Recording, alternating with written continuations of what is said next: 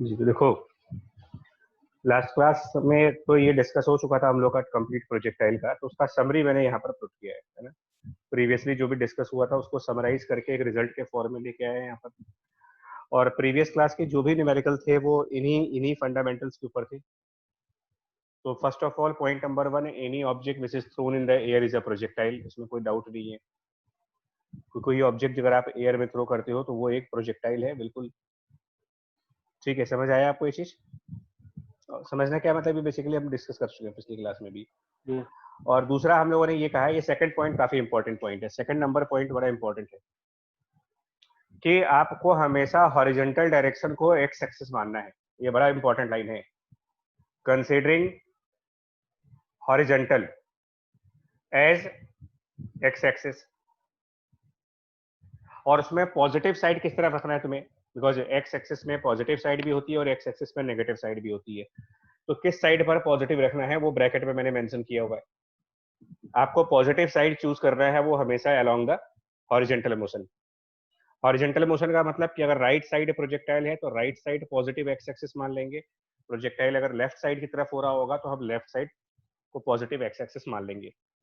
और vertical as the Y axis, लेकिन vertical में पॉजिटिव साइड हमेशा ऊपर की तरफ रखना है आपको, ऑलवेज पॉजिटिव एक्सिस को हमेशा ऊपर। तो अगर ये सारी कंडीशंस फुलफिल करा देते हो, है ना, इन सारी कंडीशंस को फुलफिल करते हो, तो हम लोगों ने ये भी डिस्कस किया था कि उसकी इनिशियल पोजीशन में और बाद वाली पोजीशन में कुछ रिलेशन चलता है, और ये रिलेशन इन इक्वेशंस के थ्रू आता है। फर्स्ट इक्वेशन ये थी x equal to x naught plus U T cos theta. Projectile की केस में बात कर रहा हूँ मैं, जनरल बात नहीं कर रहा।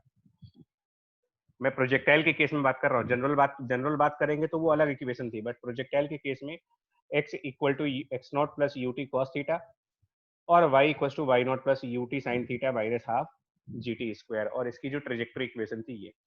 तो ये कंसेप्ट हमारा प्रीवियस क्लास में था। मैंने जस्ट आपके सामने रिजल्ट किया है ताकि आप भी अपने नोट्स में रिवाइज कर लो। और मिल गया आप लोग को आपके नोट्स में ये सारा कुछ है, हम कंप्लीट है, रिवाइज है ये सब? Yes sir.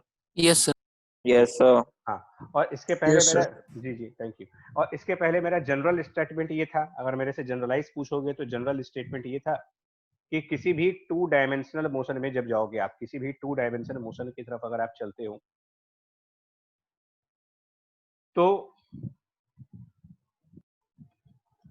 जनरलाइज में तो ये कहा गया था कि टू डायमेंशनल मोशन अगर जनरलाइज है तो फिर आप ये इक्वेशन लिखा करो, x equal to x naught, मतलब कि जो उसकी इनिशियल पोजीशन है, प्लस इनिशियल वेलोसिटी का x component into t, plus 1/2 acceleration का x component into t square, और y equal to Y naught plus initial velocity का y component into t and plus half A Y into T square. ये मैंने generalise कहा था। मतलब ये अगर आप जनरल मुझसे पूछोगे कि in general to dimensional motion को डील करने का तरीका क्या है, तो इन जनरल तरीका ये है। अगर ये दो इक्वेशंस आपको अच्छे से आती हैं और कंपोनेंट्स कर पाते हो, अगर आप ये दो इक्वेशंस आती हैं और उसके बाद वेक्टर के कंपोनेंट्स करने भी आने चाहिए आपको। अदरवाइज अगर कंपोनेंट्स के अंदर आपका कंसेप्ट वीक है तो फिर आप ये नहीं निकाल पाओगे, यू एक्स नहीं निकाल पाओगे, ए एक्स नहीं निकाल पाओगे, यू वाई नहीं निकाल पाओगे और ए वाई नहीं निकाल पाओगे। क्योंकि इनका क्या मतलब है, यू एक्स का मतलब एक्स कंपोनेंट है इनिशियल वेलोसिटी का, X component of the initial velocity. ऐसे ही यू वाई का मतलब हो जाएगा Y component of initial velocity. अच्छा, तो इन इक्वेशंस के अलावा ना हम लोगों ने ये तो हमारी मेन इक्वेशंस हुई, उसके अलावा अदर इक्वेशंस कौन सी यूज की जा सकती हैं? कुछ और भी इक्वेशंस जिनको यूज करके हम न्यूमेरिकल को इजीली सॉल्व कर सकते हैं। तो अदर इक्वेशंस में हम लोग ये लगा सकते हैं, अगर जनरलाइज करना चाहते हो तो जनरलाइज इक्वेशन में ये लगाओगे कि वेलोसिटी, बाद वाली वेलोसिटी का जो एक्स कंपोनेंट होगा वो इनिशियल वेलोसिटी के एक्स कंपोनेंट प्लस एक्सेलरेशन का जो एक्स कंपोनेंट है वो, और इनटू टाइम टी, एंड साथ में वेलोसिटी का y component equal to the initial velocity का y कंपोनेंट प्लस एक्सेलरेशन का y component into time t। मतलब ये बेसिकली फर्स्ट इक्वेशन हुई v equal to u plus a t वाली, right. इसमें u है इनिशियल वेलोसिटी का और v जो है वो किसी टाइम के बाद की वेलोसिटी है। फिर से बोल रहा हूँ, u जो है वो इनिशियल वेलोसिटी की बात हो रही है और वी वाई मतलब t सेकेंड्स के बाद वेलोसिटी एट टी टाइम, मतलब कुछ टाइम के बाद की वेलोसिटी है उसके कंपोनेंट से। और एक और इक्वेशन जो थर्ड इक्वेशन होती है ना, तीसरी इक्वेशन, बेसिकली ये जो आप देख रहे हो ये s equal to u t plus half a t square से आ रहा है, यहाँ पर v equal to u plus a t से आ रहा है, और थर्ड इक्वेशन जो थी उसको अगर फॉलो करते हैं तो v स्क्वायर वाली इक्वेशन यानी v x square will B you x square plus twice A x, और यहाँ पर डिस्प्लेसमेंट का x कंपोनेंट। बट मैं यहाँ पर थोड़ा सा करेक्शन करना चाहूंगा। डिस्प्लेसमेंट बाय डेफिनेशन, अगर आप चाहते हो कि डिस्प्लेसमेंट क्या होता है, तो डिस्प्लेसमेंट बाय डेफिनेशन इसको कहा जाता है इट इज द चेंज, इसकी जो डेफिनेशन है वो यही है, it is the change in position of object, ये इसकी डेफिनेशन ही है। तो एस एक्स का मतलब जानते हो क्या हुआ है, एस एक्स जब आप लिख रहे हो तो इसको आप ये भी कह सकते हो, it can also be written as V x square will be equal to you x square plus two A x, और displacement on X axis S X की जगह लिख सकते हो, डेफिनेशन को फॉलो करो, change in the position.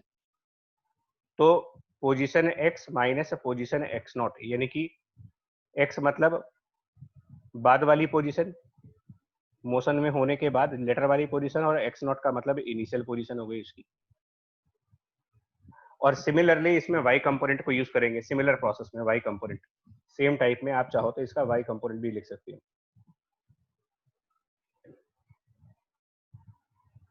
We Y square equal to you Y square plus two a y and y minus Y naught. तो ये हमारी इक्वेशंस कंप्लीट हो गई, मतलब टू डायमेंशनल मोशन को डील करने की जो इक्वेशंस है वो इतनी है।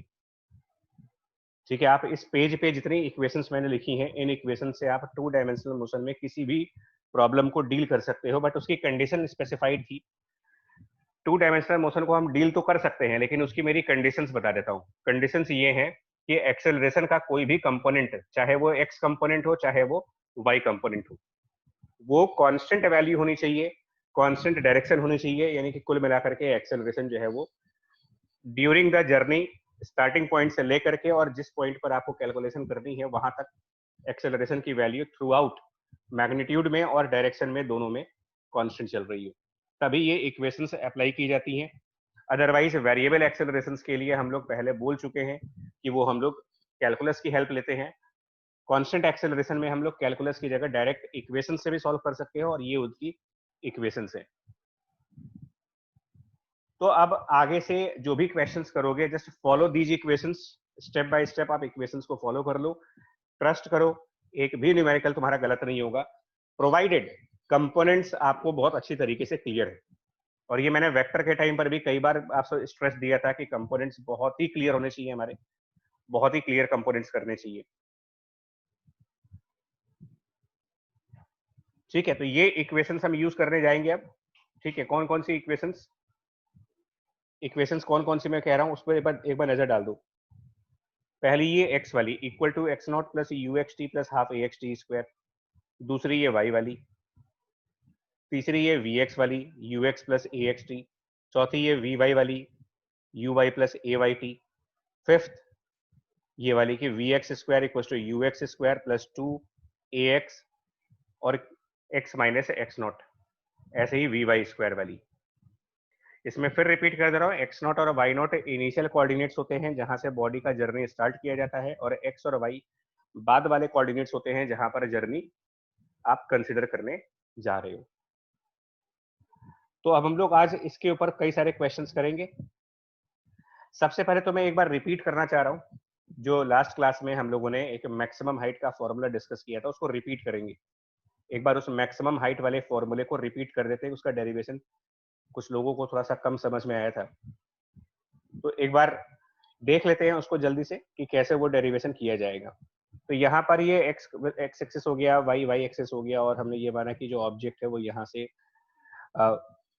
थ्रो किया जाएगा किसी एंगल पर विद सम स्पीड, तो उसको हम यहाँ पर कोई वेलोसिटी मान लेंगे, कोई इसका एंगल मान लेंगे। तो वेलोसिटी की जगह पर हमने उसकी वैल्यू यू मान ली, एंगल उसका थीटा मान लिया, और हम लोगों ने कह दिया कि ये प्रोजेक्टाइल करता हुआ, मतलब एक कर्व पाथ फॉलो करेगा प्रोजेक्टाइल और वापस एक्स एक्सिस पर आ जाएगा। तो हमारा कंसेप्ट पिछली बार ये था कि इसका जो हाईएस्ट पॉइंट है, मतलब इसका टॉप मोस्ट पॉइंट, अगर हम बात करें टॉप मोस्ट पॉइंट, तो इसकी हाइट कैलकुलेट करनी थी कि टॉप मोस्ट पॉइंट जो है वो ग्राउंड से कितनी हाइट पर है, मतलब कितनी मैक्सिमम हाइट तक इस प्रोजेक्टाइल को आप भेज सकते हो, ये हमें डिस्कस करना था लास्ट क्लास में। और इसको लेकर के थोड़ा सा हम लोग कंफ्यूज हो रहे थे कि यार ये कैसे निकालेंगे, ये जो मैक्सिमम हाइट है ये कैलकुलेट कैसे की जाती है।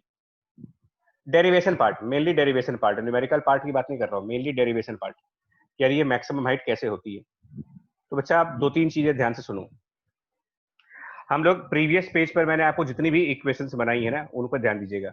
मैं इसमें लास्ट वाली इक्वेशन की बात करने जा रहा हूँ, लास्ट इक्वेशन की, लास्ट वाली इक्वेशन यूज करने जा रहे हैं। तो कौन सी इक्वेशन, लास्ट में कौन सी इक्वेशन थी? तो लास्ट में इक्वेशन ये थी कि V Y square equal to you Y square plus twice acceleration का Y component into Y minus Y naught. अब इसको जरा ईमानदारी से फॉलो करो। जहां से बॉडी अपना जर्नी को स्टार्ट कर रही है, जिस पॉइंट से वो जर्नी स्टार्ट हुई है, वो कोऑर्डिनेट 0,0 है, और स्टार्टिंग कोऑर्डिनेट को ही आप x नॉट और y नॉट मानते हो। इसका मतलब इस न्यूमेरिकल के अंदर x नॉट की वैल्यू 0 हो गई और y नॉट की वैल्यू 0 हो गई, जहां से स्टार्ट कर रहे हैं वहां से। टॉप मोस्ट पॉइंट पर अगर आप इसकी हाइट को h मान लो, सपोज करो कि ये h हाइट है, तो इस पॉइंट पर कोऑर्डिनेट्स क्या बनेंगे? टॉप मोस्ट पॉइंट पर अगर मुझे कोऑर्डिनेट्स लिखने होंगे कि अगर इसका मैक्सिमम पॉइंट आ जाए तो एक टॉप पॉइंट, अगर आपसे कोई कहे कि इसका y कोऑर्डिनेट क्या बनेगा, अगर मैं इसकी हाइट को h से डिनोट कर दूं कि ये हाइट h है, तो टॉप मोस्ट पॉइंट पर इसका y कोऑर्डिनेट क्या बनेगा? आप सब लोग बताओ इसके अंदर क्या लिखोगे? y कोऑर्डिनेट की वैल्यू इसके टॉप मोस्ट पॉइंट पर बोल के बता दो या लिख के बता दो जी। हाँ ठीक है, ये h ही होगी, तो इसका मतलब y कोऑर्डिनेट h हो गया। अब x कोऑर्डिनेट कितना है मुझे नहीं मालूम और मेरे को उससे मतलब भी नहीं है। अब इसके बाद जरा कंपोनेंट्स पे आते हैं। कंपोनेंट्स पे तो इनिशियल वेलोसिटी u के जो कंपोनेंट्स होंगे, कंपोनेंट्स करने का प्रोसेस बता चुका हूं मैं आपको। ये जो इनिशियल वेलोसिटी है इसकी हेड पॉइंट से आप y एक्सिस पर परपेंडिकुलर डालते हो और उसके बाद x एक्सिस पर परपेंडिकुलर डालते हो।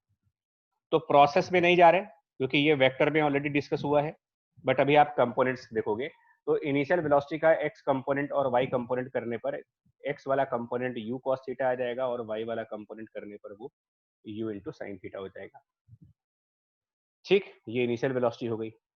देखिए किसी भी इक्वेशन को वर्क करने का तरीका होता है, किसी भी इक्वेशन में जब आप न्यूमेरिकल करो तो उसके अंदर जितने पैरामीटर्स अपीयर हो रहे हैं आप उन सब को डीपली एनालाइज करो।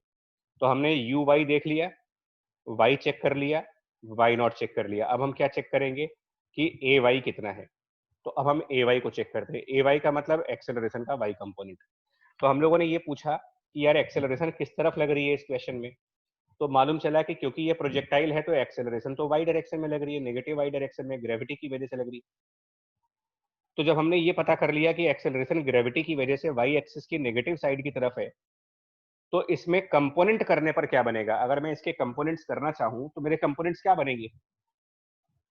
तो क्योंकि ये वेक्टर वाई एक्सिस के पैरेलल है, क्या लिखना चाहिए? एक्सेलरेशन का वाई कंपोनेंट क्या लिखोगे यहां पर आप बताएं? इस ग्रेव सर माइनस जी लगेगा। सर माइनस जी। हाँ, माइनस तो डायरेक्शन की वजह से, लेकिन उसके अलावा जी क्या उसमें बस कुछ नहीं क्या? सर हाँ तो नहीं इतना ही समझ, रहेगा। इतना ही सर इतना ही रहेगा रहेगा। बिल्कुल, क्योंकि ये वेक्टर वाई एक्सिस के पैरेलल है तो ये डीकंपोज नहीं हो सकता। देखिए डीकंपोज वो वेक्टर्स होते हैं जो एक्स और वाई एक्सिस के बीच में होते हैं, यानी कि दोनों तरफ से कुछ एंगल बना रहे हो। जो वेक्टर वाई एक्सिस के पैरेलल है या फिर जो वेक्टर एक्स एक्सिस के पैरेलल है वो डीकंपोज यानी कि रिजॉल्व नहीं होते। अगर वेक्टर वाई एक्सिस पर है तो उसमें वाई कंपोनेंट उस वेक्टर के बराबर ही हो जाएगा और एक्स कंपोनेंट 0 हो जाएगा। अगर कोई वेक्टर एक्स एक्सिस के पैरेलल है, parallel to the x axis है, तो उसके अंदर एक्स कंपोनेंट की वैल्यू वेक्टर के वैल्यू के बराबर होगी और उसमें वाई कंपोनेंट नहीं होगा। ठीक है, ये सब कंसेप्ट ऑफ वेक्टर्स पे आइए। चलिए मेरा यू ए वाई भी चेक हो गया। अब हम चेक करेंगे वी वाई को। वी वाई का मतलब क्या है कि बाद वाली वेलोसिटी का वाई कंपोनेंट। तो टॉप मोस्ट पॉइंट पर, यहां सुनने वाला स्टेटमेंट है, टॉप मोस्ट पॉइंट पर वेलोसिटी की जो डायरेक्शन है वो तो टेंजेंट के अलोंग है।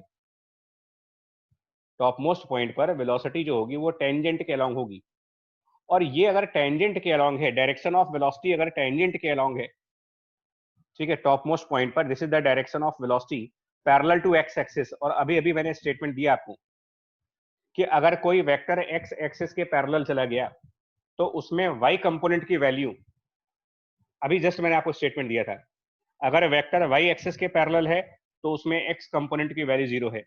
अगर वेक्टर वाई एक्स एक्सिस के पैरेलल है तो फिर उसमें वाई कंपोनेंट की वैल्यू 0 है।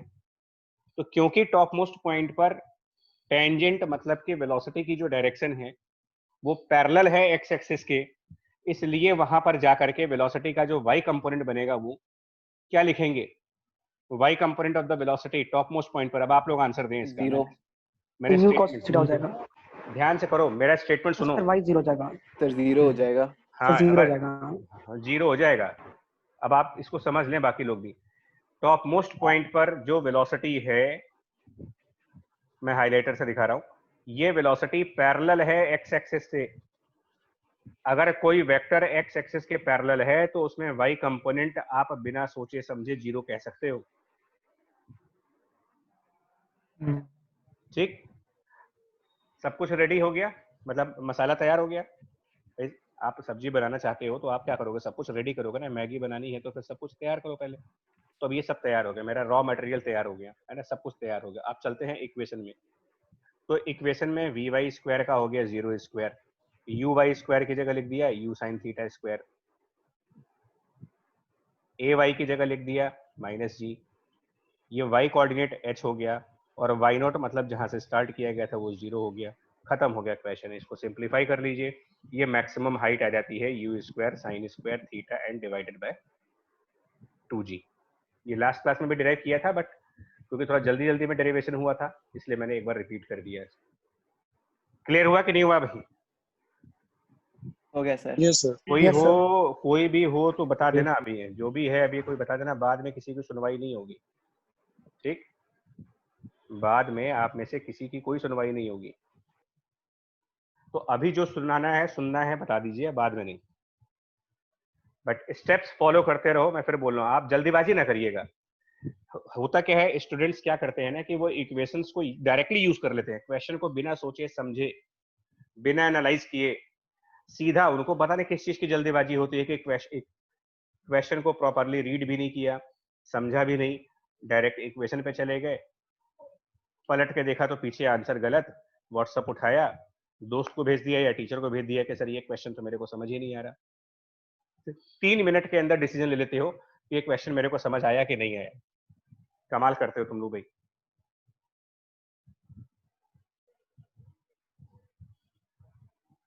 सो मैक्सिमम हाइट का कंसेप्ट क्लियर हो गया मेरा, मैक्सिमम हाइट का कंसेप्ट मेरा तो क्लियर हो गया। अब आपका अपना देख लो। ठीक, अब मैं कुछ क्वेश्चंस के ऊपर आऊंगा। ठीक है, उन कुछ क्वेश्चंस के ऊपर, और होपफुली आपका भी क्लियर हो ही गया होगा। ऐसा नहीं हो सकता कि मतलब जब आप गाइडलाइंस फॉलो करते हो ना तो आपको कभी प्रॉब्लम नहीं होती। अगर गाइडलाइंस को स्किप करोगे, वो चाहे कोविड हो चाहे वो प्रोजेक्टाइल हो, तो जो गाइडलाइंस है उनको फॉलो करते रहिए, सेफ हो आप। चलिए जी, ये एक्स और वाई हो गया। ठीक, अब हम लोग क्या करेंगे, यहाँ पर एक प्रोजेक्टाइल को थ्रो करने जा रहे हैं। ठीक है, तो यहाँ पर हमने क्या किया, एक प्रोजेक्टाइल लिया और उसको थ्रो करेंगे इस ओरिजिन से एक प्रोजेक्टाइल को हम थ्रो करने जा रहे हैं यहाँ पर, और उसको कुछ वेलोसिटी वगैरह दे देंगे। मान लो उसको कुछ वेलोसिटी हम लोगों ने यू वगैरह प्रोवाइड कर दी। अब क्वेश्चंस मेरा ये है, मतलब क्वेश्चन ये है, एक ही क्वेश्चन है तो क्वेश्चन तो नहीं बोलना चाहिए, बट एनीवे ये वेलोसिटी इसको हमने दे दी मान लो यहाँ पर 30 मीटर पर सेकंड की, और ये एंगल दे दिया इसमें 30 डिग्री का, या फिर 60 डिग्री ले लो, चलो एंगल जो है वो 60 डिग्री का मान लेते हैं। अब आपसे और ग्रेविटी बताने की जरूरत नहीं है कि वो डाउनवर्ड डायरेक्शन में होती है, वो मेंशन नहीं करना चाहिए मेरे को, बट आप अपने आप ले सकते हो कि g equals to 10 metre per second square है।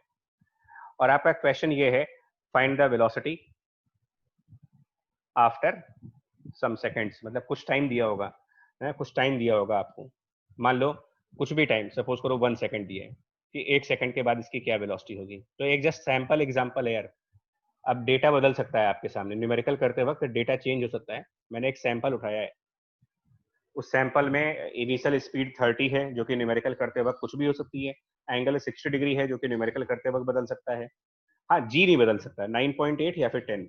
और वेलोसिटी हमको कितने देर बाद निकालनी है ये तो क्वेश्चन बनाने वाले पर डिपेंड करता है। कि आपको 1 सेकंड बाद निकालनी है कि 2 सेकंड के बाद निकालनी है। तो इसको एक सैंपल प्रॉब्लम मानते हुए आप इसके तरीके को समझो। तरीका क्या होगा, कौन सी इक्वेशंस यूज की जाएंगी, स्टेप्स क्या बनेंगे इसके अंदर, क्या करना चाहिए मेरे को। तो अब सुनिएगा स्टेटमेंट हम क्या करने जा रहे हैं। मुझे निकालना है velocity after time t seconds, यानी कि 1 सेकंड। तो सबसे पहले आप स्टेप नंबर 1 क्या होता है, स्टेप नंबर 1 सबसे पहले आप क्या करते हैं, इक्वेशंस को रिकॉल करिए। इक्वेशंस आप सेलेक्ट कर लो पहले कि कौन सी इक्वेशन इस न्यूमेरिकल में लगेगी। प्रोजेक्टाइल को अगर आप प्रॉपर तरीके से करना चाहते हो ना, बिना किसी डर के, तो सबसे पहले क्वेश्चन पढ़ने के बाद ये डिसीजन लो कि कौन सी इक्वेशन लगेगी। और ऑप्शंस क्या है मेरे पास, देखो इसको मैं सेट ए कह देता हूं, और हर एक इक्वेशन सेट में आएगी। तो सेट ए जिसमें एक्स और वाई है, सेट बी ये वाली इक्वेशन है, V X equal to you x plus A x T और V Y equal to you Y plus A Y T, ये हमारा बी वाला सेट मान लेते हैं। और तीसरा सेट हमारा ये थर्ड वाला है। तो इसमें से कौन सा सेट यूज करना है यहाँ पर बताओ, इस क्वेश्चन में इनमें कौन सा ऐसा आपको लग रहा है कि यार रेलिवेंट है। क्योंकि ना अगर आपने इक्वेशन सिलेक्शन आपकी, अगर इक्वेशन सिलेक्शन सही है तो उसके बाद क्या करना है वो मिल जाएगा तुम्हें। लेकिन अगर पहला स्टेप गलत हो रहा है, फर्स्ट स्टेप आपने गलत ले लिया, तो फिर आपको कोई नहीं बचा सकता। तो वो थोड़ा सा आपको क्वेश्चन की प्रैक्टिस पे डिपेंड करता है कि इस क्वेश्चन में डेटा प्रोवाइडेड क्या है और डेटा रिक्वायर्ड क्या है, मतलब क्या दिया है और क्या पूछा है। तो हमने क्वेश्चन को दोबारा पढ़ा, तो जब दोबारा पढ़ा तो हमको निकालना है वेलोसिटी, और 1 सेकंड के बाद तो हम दोबारा इक्वेशंस पे गए। दोबारा इक्वेशंस पे गए तो हमको ये समझ आ गया कि यार सेट ए के अंदर वेलोसिटी नाम की तो चीज कहीं दिख ही नहीं रही है मुझे। सेट ए में वेलोसिटी का तो कोई टर्म आ ही नहीं रहा, तो वो तो यूज नहीं होगा। सेट बी और सेट सी में से कोई एक होगा। अब इसमें टाइम कहां पर अपीयर हो रहा है, इनमें से कौन से सेट में टाइम अपीयर है और कौन से सेट में टाइम नहीं आ रहा है। तो फिर सेट नंबर सी में कहीं पर कोई टाइम का फैक्टर नहीं है। तो ये सब जब एनालिसिस आप करोगे ना अपने लेवल पर, अपने माइंड के लेवल पर सोचोगे, जब आप क्वेश्चन करते वक्त, ये सब मैं इसलिए कह रहा हूँ कि कई बार न्यूमेरिकल नहीं होंगे, देखो क्वेश्चन करोगे आपसे नहीं होगा, तो उसका ये मतलब नहीं कि सरेंडर कर दिया जाए। उसका मतलब ये है कि क्वेश्चन को एक बार और पढ़ते चलो, आराम से पढ़ करके देखा जाए कि यार इसमें कौन कौन से डेटा आपको प्रोवाइडेड है और कौन से अननोन है, और अकॉर्डिंगली हम इक्वेशंस को चूज कर लेते हैं। तो मेरा सिलेक्शन हो गया, इस क्वेश्चन में सिलेक्शन हो गया मेरा कि हम लोग ये वाली इक्वेशन लगाने जा रहे हैं, V X equal to, equation selection मैंने कर दी कि we X equal to you x plus A x T और V Y equal to you Y plus A Y T. Equation selection हो गया मेरा। अब जब आप इक्वेशन सेलेक्ट कर लो, ठीक है, घबराना नहीं है इसमें, क्वेश्चन में आपको डरना नहीं है। इक्वेशन सेलेक्ट हो गई तो अब आपको देखना ये होता है कि अननोन क्या है और नोन क्या है, इसमें क्या अननोन है क्या नोन है। तो फाइंड वेलोसिटी, यानी कि जो लेफ्ट साइड पर वी एक्स है ये मेरा अननोन है, दूसरे वाले इक्वेशन में वी वाई अननोन है। अननोन्स मिल गए आपको। अब नोन क्या क्या है, ठीक है कार्तिक कोई बात नहीं, नोन क्या है, अननोन तो मिल गया, अब नोन। तो ऑब्वियस सी बात है कि एक इक्वेशन में एक से ज्यादा तो अननोन होगा नहीं, वरना उस इक्वेशन का कोई फायदा ही नहीं मेरे को। तो अब आप एक एक स्टेप करके आओ। यूएक्स की वैल्यू बताओ क्या होगी। अगर आपने कंसेप्ट समझ लिया है तो यूएक्स की वैल्यू मतलब कि जो initial velocity 30 metre per second है, उसका एक्स वाला कंपोनेंट कितना है, 15√3 15 ठीक, प्लस अब बताओ एक्सेलरेशन का एक्स कंपोनेंट बताओ। 0 मैं फिर बोल रहा हूँ, एक्सेलरेशन यहाँ पर ग्रेविटी की है, ग्रेविटी वाई एक्सिस के लॉन्ग -10 सर। लेकिन वो वाई एक्सिस है, जल्दीबाजी नहीं, एक्सेलरेशन ग्रेविटी की वाई एक्सिस के है। तो क्या उसका कंपोनेंट एक्स पे जाएगा कोई, नहीं 0 जाएगा, 0 होगा जीरो सर। जाएगा, 0 जाएगा। तो बस 0 कर दीजिए, ये हो गया, कहानी खत्म हो गई। अब आते हैं दूसरे इक्वेशन पे, अब दूसरी इक्वेशन पे एंटर करते हैं। उसमें यू वाई कितना है, 15 हो जाएगा यहाँ पे। जिनको प्रॉब्लम हो रही है वो कंपोनेंट्स वाला लेक्चर को एक बार रिवाइज करें, अपलोडेड है चैनल पे भी है और आपको भेजा भी गया है मेरे। कंपोनेंट्स का एक सेपरेट लेक्चर है, ठीक है। ए वाई कितना होगा, -10 -10 -10 और टाइम हमें 1 दे रखा है, तो इसको लेकर के ये वैल्यू 5 आ जाएगी। अब इसका फिर हाँ, अब वापस वेक्टर पे आओ, फिर से एक बार वेक्टर के कंसेप्ट्स को फिर से रिवाइज करो कि जब तुमको ये मालूम चल गया कि x कंपोनेंट की वैल्यू 15√3 है और ये मालूम चल गया कि y कंपोनेंट की वैल्यू 5 है, तो क्या उस वेक्टर का मैग्नीट्यूड निकालना पॉसिबल नहीं है? अगर तुमको किसी वेक्टर का कंपोनेंट मालूम हो तो क्या उस वेक्टर को रिप्रेजेंट नहीं कर सकते हो? क्या लिख सकते हैं वेलोसिटी को? जब उसका x कंपोनेंट 15√3 है तो इसके साथ कौन सा यूनिट वेक्टर लगाएंगे? आई कैप आई कैप। सर जी जी एक्स जी कंपोनेंट सर एक्स कंपोनेंट 15 आ सर, ये आपने एंगल चेंज कर दिया था क्या? अच्छा 60, यहाँ पे सही बोल रहा हूँ, वो 15 आएगा भाई, मिस्टेक करवा रहे तुम लोग। मार्क सर वो 15 आएगा और वो 15√3 आएगा। हाँ सर उल्टा हो जाएगा। आपने एंगल तो 30 लिखा था। अबे नहीं एंगल बाद में बदल दिया था, तुम मार खिलवाओगे हमको, तुम जैसे लोग जो हो ना। चलो 15√3 यहाँ पर आएगा मेरे भाई साहब। चलो अब तुम लोगों को भरोसा नहीं करेंगे, तुम लोगों ने यार दिल तोड़ दिया है, कोई बात नहीं। 15 आई क्या? एंगल सर पहले दूसरा था। चलो कोई बात नहीं, हाँ ठीक है, वो 30 था पहले। एनीवे सही है। हाँ सर। तो 15 आई कैप। अब इसके बाद सुनना है, देखो प्रोजेक्टाइल में कुछ तो इक्वेशंस हैं और कुछ वेक्टर है, तो और y कंपोनेंट के साथ आप j कैप लगाओगे। अब y कंपोनेंट 5 नहीं आएगा, लेकिन फिर है ना, y कंपोनेंट की वैल्यू 5 नहीं आएगी।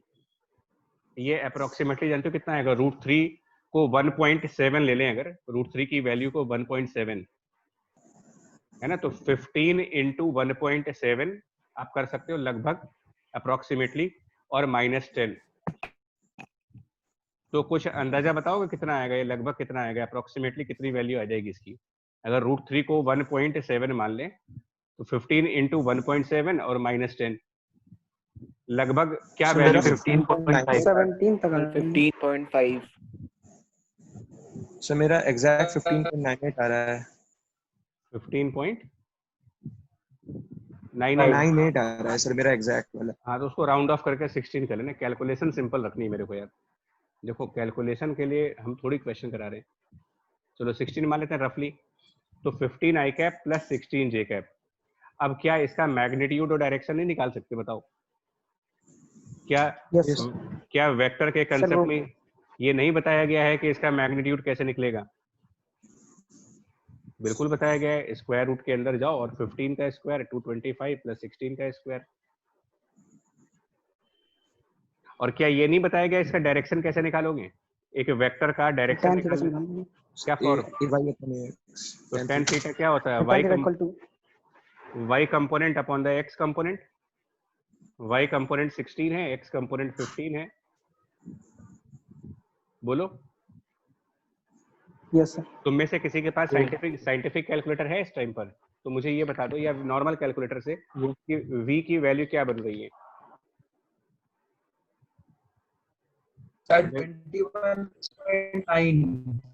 21.9।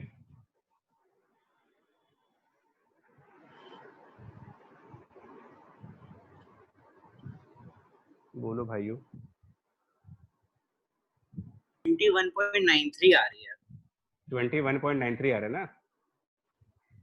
चलो, और ये बताओ tan थीटा में अगर 16/15 है तो क्या कह रहे हो? तुम्हारा आंसर थीटा कितना आएगा लगभग बताओ? 46.84 डिग्रीज। ठीक, तो यहाँ से थीटा की वैल्यू बन रही है साइंटिफिक कैलकुलेटर से 46 क्या बता रहे हो? 84 डिग्रीज। 8 डिग्री मान लेते हैं, चलो डेसिमल की 1 प्लेस तक। ठीक है, तो अब इसका मतलब ये हो गया कि जो ये प्रोजेक्टाइल है ये एक तरीके से पैराबोलिक पाथ पे चलेगा। ये प्रोजेक्टाइल ऐसे करके पैराबोलिक पाथ पे जाना है इसको। तो 1 सेकंड के बाद, थ्रो करने के 1 सेकंड बाद ये प्रोजेक्टाइल जहां पर भी होगा, हवा में होगा, उस समय उस टाइम पर जब ये हवा में पहुंच जाएगा तो उस टाइम पर इसकी वेलोसिटी की जो वैल्यू होगी 1 सेकंड बाद, वो 21.93 मीटर पर सेकंड होगी। और उस समय वो हॉरिजॉन्टल से जिस एंगल पर होगा, उसका एंगल हॉरिजॉन्टल से जो होगा वो 46.8 डिग्री का बनेगा।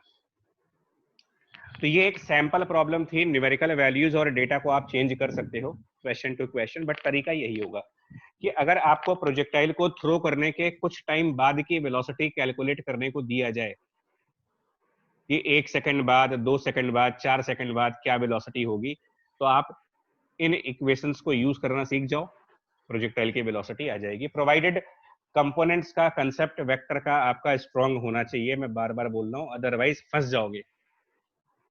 तो जिनको प्रॉब्लम है वो पहले कंपोनेंट्स को रिवाइज करें और उसके बाद ही इन क्वेश्चंस को अटेम्प्ट करें। मैं एक और एग्जांपल दिखा रहा हूं, एक और सैंपल प्रॉब्लम करते हैं और उसके बाद आपको करने को देंगे क्वेश्चंस। ठीक, तो एक और सैंपल प्रॉब्लम में ये प्रॉब्लम ले रहे हैं हम, प्रोजेक्टाइल फ्रॉम सम हाइट वाला एग्जांपल उठाते हैं कि प्रोजेक्टाइल फ्रॉम हाइट वाला। तो इसके अंदर ये कर रहे हैं यार कि एक टावर है और उस टावर पर एज यूजुअल हम लोगों ने पिछली बार भी किया था कि ये यहाँ पर विनोद है, जानते हो विनोद को? Yes sir. हाँ, तो ये जो हाँ, ये विनोद ने क्या किया, एक बॉल फेंक दी, ठीक, 20 मीटर पर सेकंड से। और वो बॉल फेंकने के बाद हम सबको पता है कि जो ग्रेविटी है उसकी वजह से ये प्रोजेक्टाइल पाथ फॉलो करते हुए नीचे आएगी। इसमें कोई डाउट तो किसी को नहीं है कि यार प्रोजेक्टाइल कैसे हो गया ये। कोई भी चीज हवा में फेंकोगे तो वो पैराबोलिक पाथ पे जाएगी, ठीक है। तो ये कुछ ऐसे करके पैराबोला बन जाएगा। तो थ्रो करने के मान लेते हैं कुछ टाइम बाद, यानी सपोज करो 2 सेकंड बाद, आफ्टर 2 सेकंड्स किसी ने आपसे ये पूछा कि भाई ये बताओ कि इसकी वेलोसिटी की वैल्यू कितनी होगी और ये कितने एंगल पर जा रहा है उस टाइम, ये एंगल कितना होगा। इस तरीके से क्वेश्चन आएंगे, find the velocity after 2 seconds. या तो इस तरीके से होगा या फिर इन वर्ड्स में आपके सामने बुक में ये लिखा होगा, फाइंड वेलोसिटी आफ्टर 2 सेकंड्स, ऐसे लिखा होगा। या तो इस तरीके से होता है या कभी कभी ये डायग्राम बना होता है, कुछ भी किसी भी तरीके से हो सकता है। तो देखिए, आपको फिर से मैं बोल रहा हूं, आपको डरना बिल्कुल नहीं है, इन क्वेश्चंस में डरना नहीं है। सबसे पहले आपने नंबर वन, जिस दिन आप ये समझ गए उस दिन समझ लो कि आप प्रोजेक्टाइल में मतलब बिल्कुल एक्सपर्ट हो चुके हो। तो इक्वेशन सिलेक्शन पहले आते हैं। तो इक्वेशन सिलेक्शन क्वेश्चन को पढ़ करके मालूम चलता है कि वेलोसिटी निकालनी है और टाइम दिया है, तो इसका मतलब कोई ऐसी इक्वेशन लाओ जिसमें वेलोसिटी और टाइम दोनों आते हों। जैसे ही आपने ये सोचा, आपको समझ आ गया कि vx बराबर ux प्लस axt और vy बराबर uy प्लस ayt, तुरंत समझ जाओगे। जैसे ही आपको ये समझ में आ गया, उसके बाद आपको ये भी समझ में आ जाएगा कि यार अननोन और नोन क्या है। तो फाइंड वेलोसिटी, तो क्लियर हो गया कि अननोन क्या है मेरे लिए। ये अननोन्स हैं, लेफ्ट साइड वाले अननोन हो गए, ठीक। और ux uy axt और ये सब, अब ये हमने करना स्टार्ट किया, ये हमारा काम हो गया। अब तो उसके लिए जरा वेलोसिटी की डायरेक्शन को देखो। इनिशियल वेलोसिटी ना बिल्कुल हॉरिजॉन्टल साइड पर है। इनिशियल वेलोसिटी की जो डायरेक्शन दी जा रही है तुम्हें, वो परफेक्टली हॉरिजॉन्टल है, बिल्कुल सीधा फेंका गया है, ऐसे स्ट्रेट थ्रो किया गया है।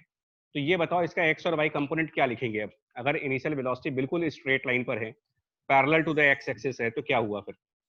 सर एक्स कंपोनेंट 20 हो गया और वाई कंपोनेंट 0। सर x 20 और y 0। शाबाश, बहुत बढ़िया, एक्स 20 और वाई 0। तो ax और ay की बात कर लेते हैं जरा, ग्रेविटी की, जिसकी वैल्यू 10 मानेंगे, 10 मीटर पर सेकंड स्क्वायर। तो इसका x और y कंपोनेंट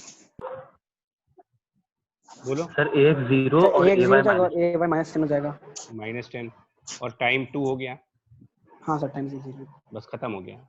जानते हो क्या, न्यूमेरिक इतना ही करना है। सो vx हो गया 20 और vy हो गया -20। तो जब तुमको x कंपोनेंट मिल गया, y कंपोनेंट मिल गया, और उसके बाद तुमको वेक्टर तो आता ही है, तो x कंपोनेंट के साथ i कैप और y कंपोनेंट यानी कि -20 j कैप, फटाफट कर दिया। अब आप इसका मैग्नीट्यूड निकाल दो, तो वो स्क्वायर रूट में 20 स्क्वायर प्लस -20 का स्क्वायर करेंगे तो भी 20 स्क्वायर आएगा, यानी कि 20√2 आ जाएगा। इसका मतलब ये हाँ, यानी कि 2 सेकंड बाद ये 20√2 मीटर पर सेकंड पे चल रहा है।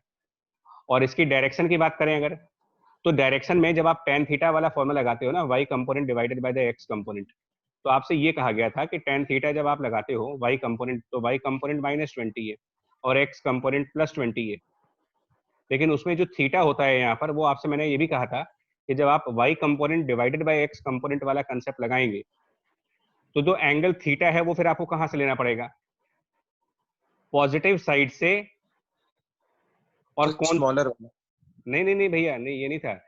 tan थीटा को जब आप y component of the vector divided by x component of vector करते हो ना, तो वहां पर जो थीटा आना चाहिए वो positive side of x axis से एंटी क्लॉकवाइज डायरेक्शन का एंगल बनना चाहिए, यानी कि ये पूरा एंगल लिखना पड़ेगा आपको। मैं फिर बोल दे रहा हूं, जब आप वेक्टर में ये कंसेप्ट लगाते हो कि tan थीटा बराबर y component upon the x component, तो इसमें कोई गलती नहीं है, लेकिन फिर आपको ये पता होना चाहिए कि जो एंगल थीटा है वो x एक्सिस की पॉजिटिव साइड से एंटी क्लॉकवाइज जाकर देखना पड़ेगा। और फिगर में जो आपको थीटा दिया हुआ है, इस क्वेश्चन के फिगर में जो थीटा है वो अलग है। मतलब ये एंगल कितना होगा, अगर आप x एक्सिस के पॉजिटिव साइड से चल करके एंटी क्लॉकवाइज डायरेक्शन में जाएं तो टोटल कितने एंगल के बाद वेलोसिटी आएगी? हम 360 माइनस थीटा। अब ट्रिग्नोमेट्री में बताओ जरा, tan 360 माइनस थीटा को और क्या लिख सकते हो ट्रिग्नोमेट्री में? tan 360 माइनस थीटा कितना होता है? पढ़े हो नहीं पढ़े? Minus tan theta. हाँ, अब ये पढ़ लेना भैया, ट्रिग्नोमेट्री में इसका फिर ये माइनस tan थीटा हो जाता है ट्रिग्नोमेट्री में। और -20 अप्लाई +20 -1 हो गया, तो दोनों तरफ से -1 चले गए। tan थीटा बराबर 1, यानी कि थीटा बराबर 45। सो रूल्स क्लियर रखेंगे तो प्रॉब्लम नहीं होगी। अदरवाइज तो देखो भाई, क्वेश्चन ना होने का रीजन सिर्फ इतना सा होता है कि या तो आपने क्वेश्चन को गलत तरीके से पढ़ लिया है, या फिर आप उसको डिकोड नहीं कर पा रहे उसके लैंग्वेजेस को कि क्या कहना चाहते हैं वो। मैं एक और एग्जांपल दे रहा हूं यहाँ पर, देखिए एक और एग्जांपल। अब इसको मैं वर्ड्स में लिखूंगा जानबूझ करके कि थोड़ा सा आप a particle projected at 40 meter per second at 60 degree angle above horizontal, ठीक, above horizontal, after what time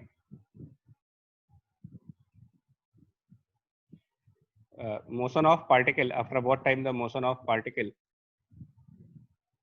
is at 45 degree angle, या कोई और एंगल चूज कर लेते हैं, is at 30 degree angle above horizontal.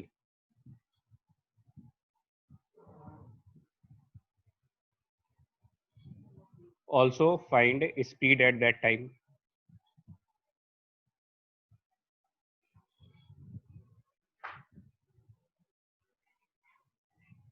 अब देखिए, सिलेक्शन ऑफ इक्वेशंस और नोन अननोन आइडेंटिफिकेशन, ये दो मेन पार्ट होते हैं क्वेश्चंस को करने के। तो इक्वेशन सिलेक्शन पे आ गए हम, है ना, इक्वेशन सिलेक्शन पे गए। इक्वेशन सिलेक्शन पे जब आप गए तो आपको ये तो क्वेश्चन पढ़ के समझ में आ रहा है कि इस क्वेश्चन में टाइम की बात हो रही है, वेलोसिटी की बात हो रही है, तो इतना तो आइडिया लग ही गया कि कौन सा इक्वेशन लगेगा, है ना। तो इक्वेशन तो बेसिकली आपको क्वेश्चन पढ़ते ही समझ में आ जाता है कि ux प्लस axt वाली लगा दो फर्स्ट, और दूसरी तरफ हम ये y वाली लगा देंगे। तो इक्वेशन तो क्लियर हो गई मेरी। चलो अब हमने देखा कि नोन और अननोन क्या है, इसमें क्या नोन है और क्या अननोन। तो पहली इक्वेशन पे गए, क्या मुझे पहली इक्वेशन में सब कुछ नोन है? तो वो तो यहीं से मालूम चल गया कि यार आफ्टर व्हाट टाइम, सबसे बड़ा अननोन तो टाइम है, यही तो निकालना है मेरे को, अननोन है ये। चलो, क्या मुझे ax पता है?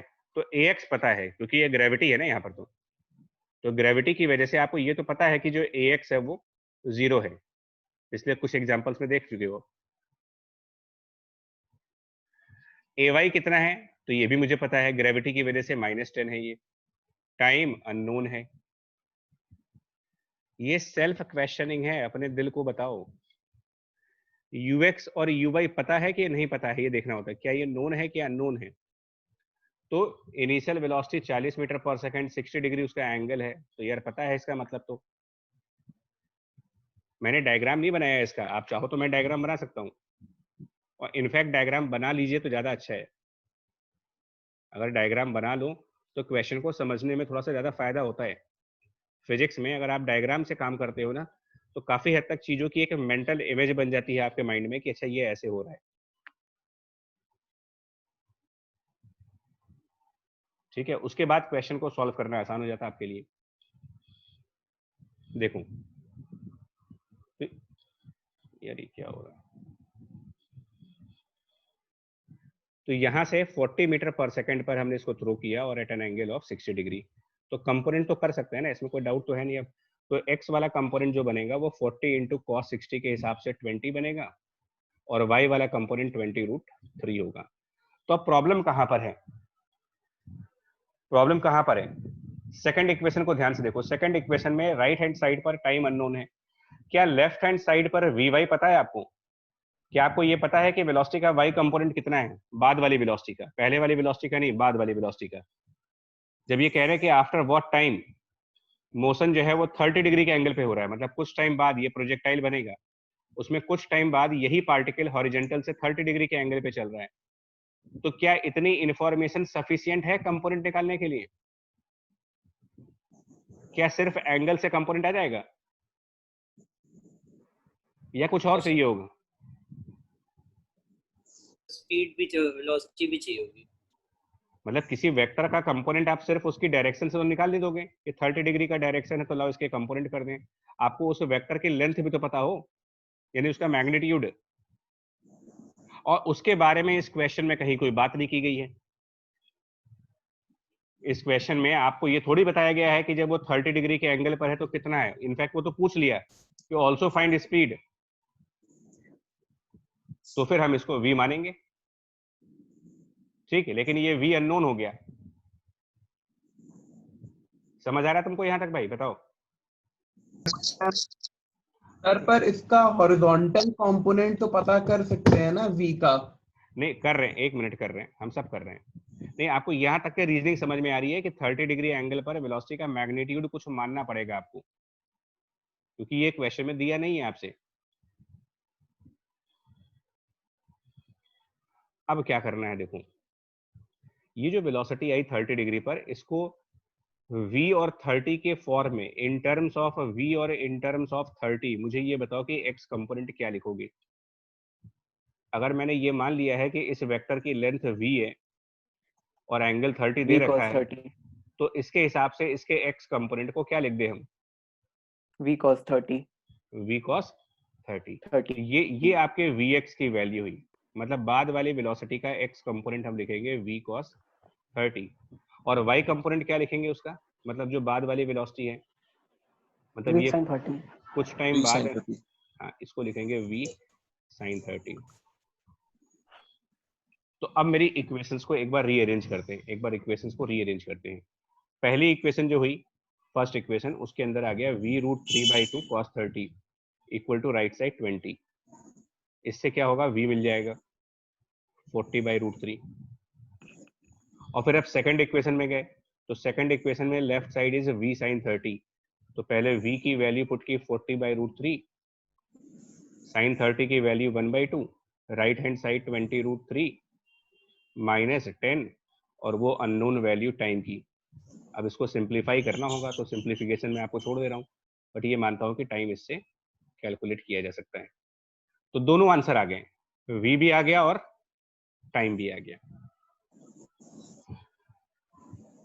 तो अगर कभी जरूरत पड़े ना, आपको लगे कि यार डेटा इनसफिशिएंट है, कभी ऐसा मन में आने लगे कि यार ये क्वेश्चन होगा कैसे, तो उसमें रुकना नहीं है वहां पर जाकर के। अगर लग रहा है कि यार इस क्वेश्चन में कुछ मिसिंग है और आप इस डर की वजह से क्वेश्चन को अटेम्प्ट ही नहीं कर रहे हो, ट्राई ही नहीं कर रहे हो, तो मेरा सजेशन ये है कि कुछ मान लो। हो सकता है कि अगर तुमको ऐसा लग रहा है कि यार वेलोसिटी की वैल्यू नहीं दी है तो मैं क्वेश्चन कैसे करूंगा, तो भाई वेलोसिटी की वैल्यू मान लो। क्या पता वो वैल्यू आगे कैंसिल हो जाए, क्या पता वो वैल्यू किसी इक्वेशन में सॉल्व हो जाए।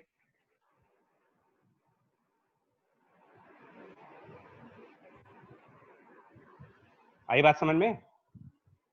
yes sir देखो एक और equation, after 2 seconds of projection after 2 seconds of projection, obviously from ground, projection from ground, a particle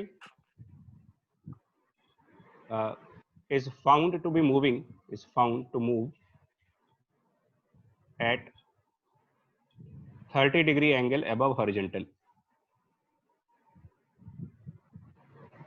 After one more second,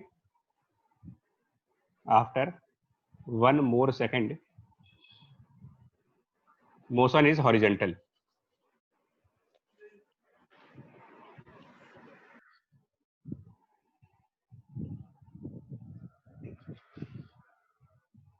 After one more second, motion is horizontal. Find,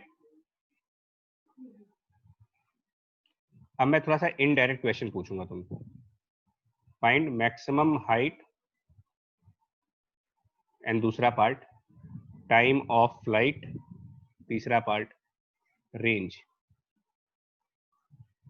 अब देखो ये question देखते ही ना बिल्कुल हवा खराब हो जाएगी, टाइट हो जाएगी आपकी हवा.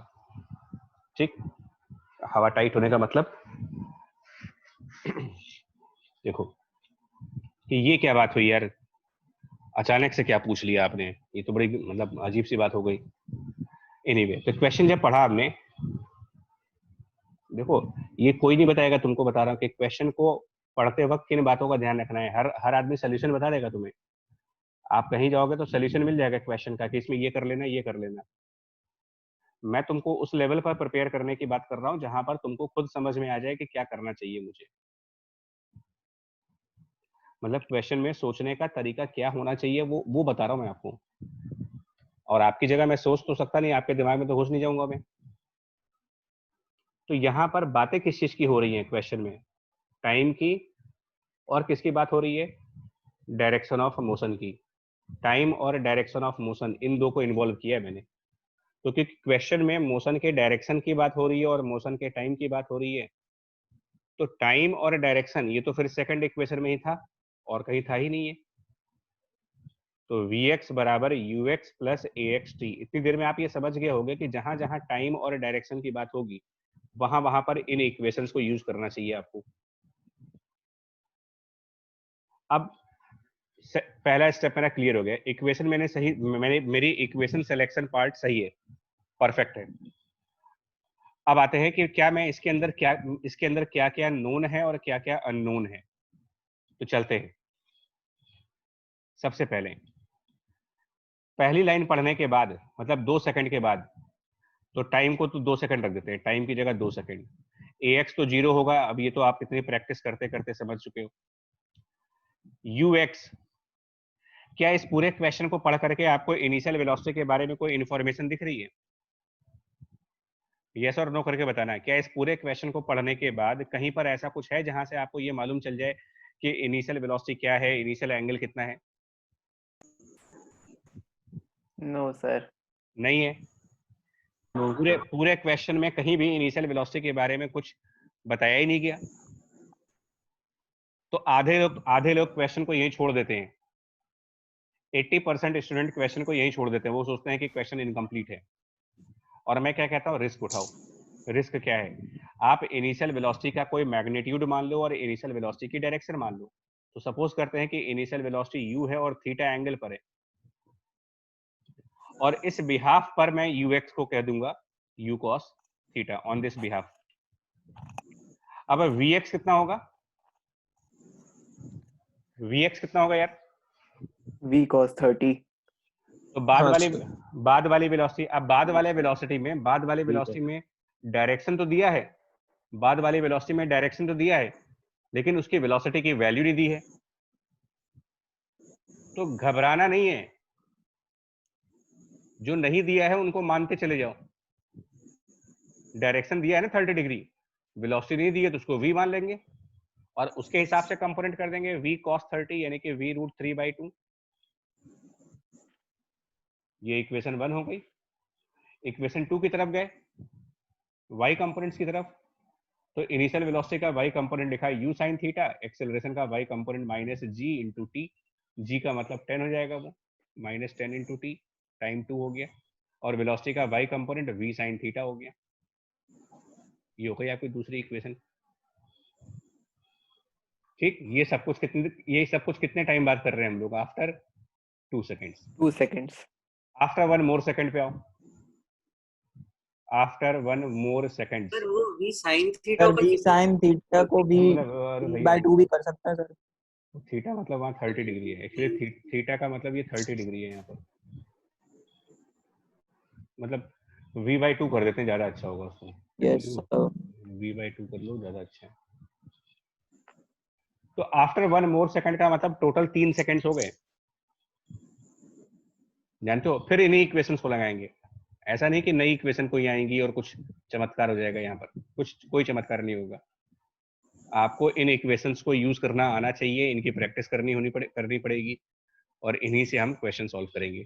तो एक बार फिर से इसके अंदर डेटा को एंटर करते हैं। अब टाइम की वैल्यू रखेंगे 3, क्योंकि टाइम हमेशा बिगिनिंग से देखा जाएगा। ax 0 है, ux still u cos theta है, vx कितना होगा? v। तो after 1 more second motion is horizontal. After 1 more second हम ये मान लेते हैं कि मोशन हॉरिजॉन्टल हो चुका है, लेकिन उसकी स्पीड हम मान लेंगे v डैश मानेंगे ना, v तो पहले मान चुके हो ना। यस सर भाई। तो अब नई स्पीड मान लो, कुछ v डैश मान लो। स्पीड बदलती रहेगी भाई, स्पीड कांस्टेंट तो रहेगी नहीं। थर्ड इक्वेशन हो गई। y वाले कंपोनेंट की तरफ आए तो a y की जगह तो हो गया -g यानी कि -10। टोटल टाइम हो गया 3। इनिशियल वेलोसिटी का y component u sin theta, ठीक, प्लस इतना हो गया, और वेलोसिटी का y कंपोनेंट। तो आफ्टर 1 मोर सेकंड अगर मोशन हॉरिजॉन्टल हो चुका है, यानी कि पैरेलल टू x एक्सिस हो चुका है, तो इसमें y कंपोनेंट कितना आएगा? 0। यानी v/0। ये बात लास्ट वाला पॉइंट देख लो कि 1 मोर सेकंड के बाद मोशन हॉरिजॉन्टल हो चुका है, पैरेलल टू x एक्सिस हो चुका है। तो पैरेलल टू x एक्सिस जब वेलोसिटी हो चुकी है, तो अब उसमें y कंपोनेंट नहीं आ सकता आपके लिए। ठीक है, अब क्या करेंगे सुनो, अब स्टेप बाय स्टेप चलता हूं, क्या करना है मेरे को इसके बाद। देखो, सबसे पहले फोर्थ इक्वेशन से आप u sin थीटा की वैल्यू निकालो, कितनी आएगी वो? 30 है ना। तो सबसे पहले फ्रॉम इक्वेशन 4 आपको एक वैल्यू मिल जाएगी u sin theta equal to 30, और इस u sin थीटा की वैल्यू जो 30 आ रही है, इसको सेकंड इक्वेशन में रखो। सेकंड इक्वेशन में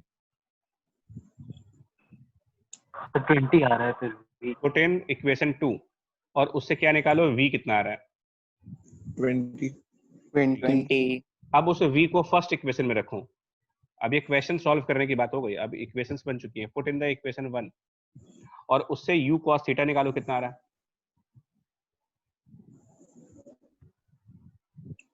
17.32। 10 root 10 10 root 3। 10 √3। श्योर है ना, पक्का है ना? Yes sir. सर √3 की Yes, वैल्यू sir. रखनी पड़ेगी। नहीं, अभी नहीं रखें, बस यहाँ तक समझ में आ रहा है आपको? देखो, हाँ सर। देखिए बच्चा, 2-3 चीजें होती है। सबसे पहले एक होता है जैसे मूवी होती है ना, तो पहले उस मूवी को मेकिंग पार्ट होता है। इक्वेशंस बनाओ पहले, इक्वेशन बनाने से पहले इक्वेशन सिलेक्शन के बाद मेकिंग ऑफ इक्वेशंस, और उसके बाद उनको सॉल्व करना होता है कि उनको हम कौन सी इक्वेशन में से कौन सी वैल्यू कौन से इक्वेशन में सब्स्टिट्यूट करेंगे। ये सब मैथमेटिकल स्किल होती है हमारी। अब ये सबको सॉल्व होने के बाद अब आते हैं कि हमसे पूछा क्या गया है। तो हमें पूछा गया है मैक्सिमम हाइट, हमें पूछा गया है टाइम ऑफ फ्लाइट, हमें पूछा गया है रेंज। तो हमने अपने मन में रिकॉल किया कि क्या कोई फॉर्मूला है यार मैक्सिमम हाइट का। तो हमने अपने मन में रिकॉल किया कि मैक्सिमम हाइट का क्या रिजल्ट होता है।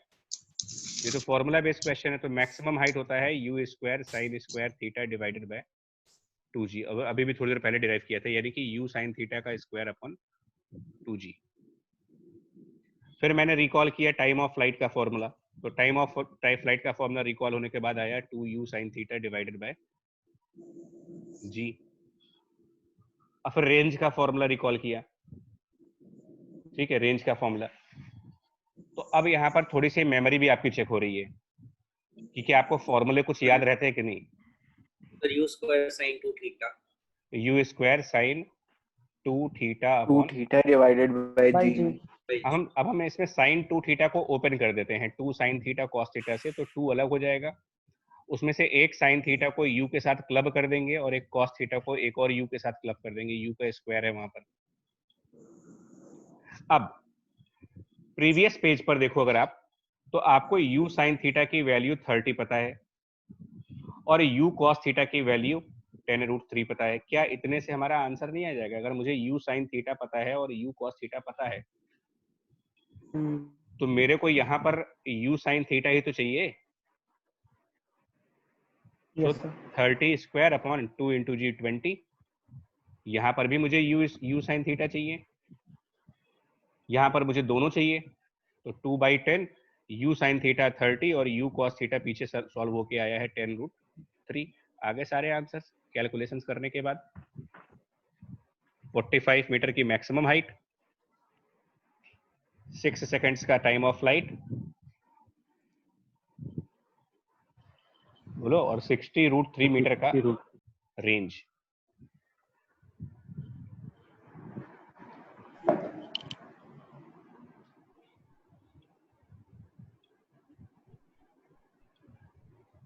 कुछ गया दिमाग में यार कि सब ऊपर से चला गया? मतलब ऐसा तो नहीं है कि मतलब बिल्कुल नहीं सब सर आ गया।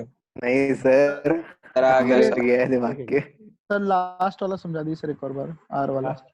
आर वाले को तो ट्रिग्नोमेट्री यूज की है मैंने वहां पर, आर वाले के लिए मैंने ट्रिग्नोमेट्री यूज की है। ट्रिग्नोमेट्री के हिसाब से साइन ऑफ 2 थीटा की वैल्यू को रिप्लेस किया है मैंने 2 sine theta into cos theta से, और यू स्क्वायर को मैंने यू इंटू यू कर दिया, तो उसमें से एक यू और साइन थीटा को क्लब कर दिया, एक यू कॉस थीटा को एक साथ मिला दिया और 2 को अलग कर दिया है। मतलब एक तरीके से मैथमेटिक्स लगाई है वहां पर। Okay sir. तो ये क्वेश्चन थे जहां पर वेलोसिटी और टाइम को लेकर के बातें की जाएंगी कि आप वेलोसिटी और टाइम के बारे में डिस्कशन करते हैं तो क्या होगा। एक और बड़ा फेमस क्लासिक क्वेश्चन है, वो देख लो, famous and classic question, that a particle projected at कुछ स्पीड मान लेते हैं 30 metre per second 30 degree above horizontal, 30 बहुत छोटा एंगल होता है इसलिए बदलना, 60 degree above horizontal. So after what time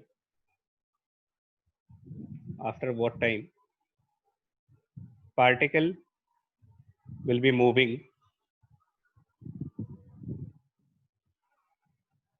perpendicular to the initial direction.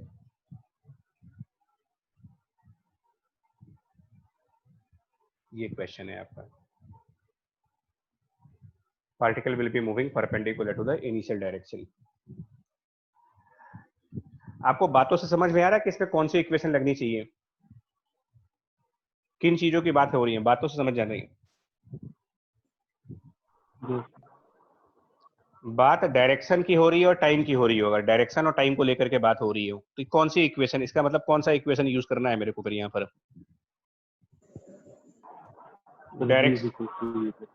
v equal to u plus a t. तो वो आपका, ये आपका मेंटल वर्किंग है। तो वी एक्स बराबर यू एक्स प्लस ए एक्स टी, वी वाई बराबर यू वाई प्लस ए Y t. अब आ जाइए नोन और अननोन्स के ऊपर, क्या नोन है और क्या अननोन है, जरा पता करके बताओ। इसमें क्या क्या चीजें नोन है और क्या क्या चीजें अननोन है, पता करके बताइए।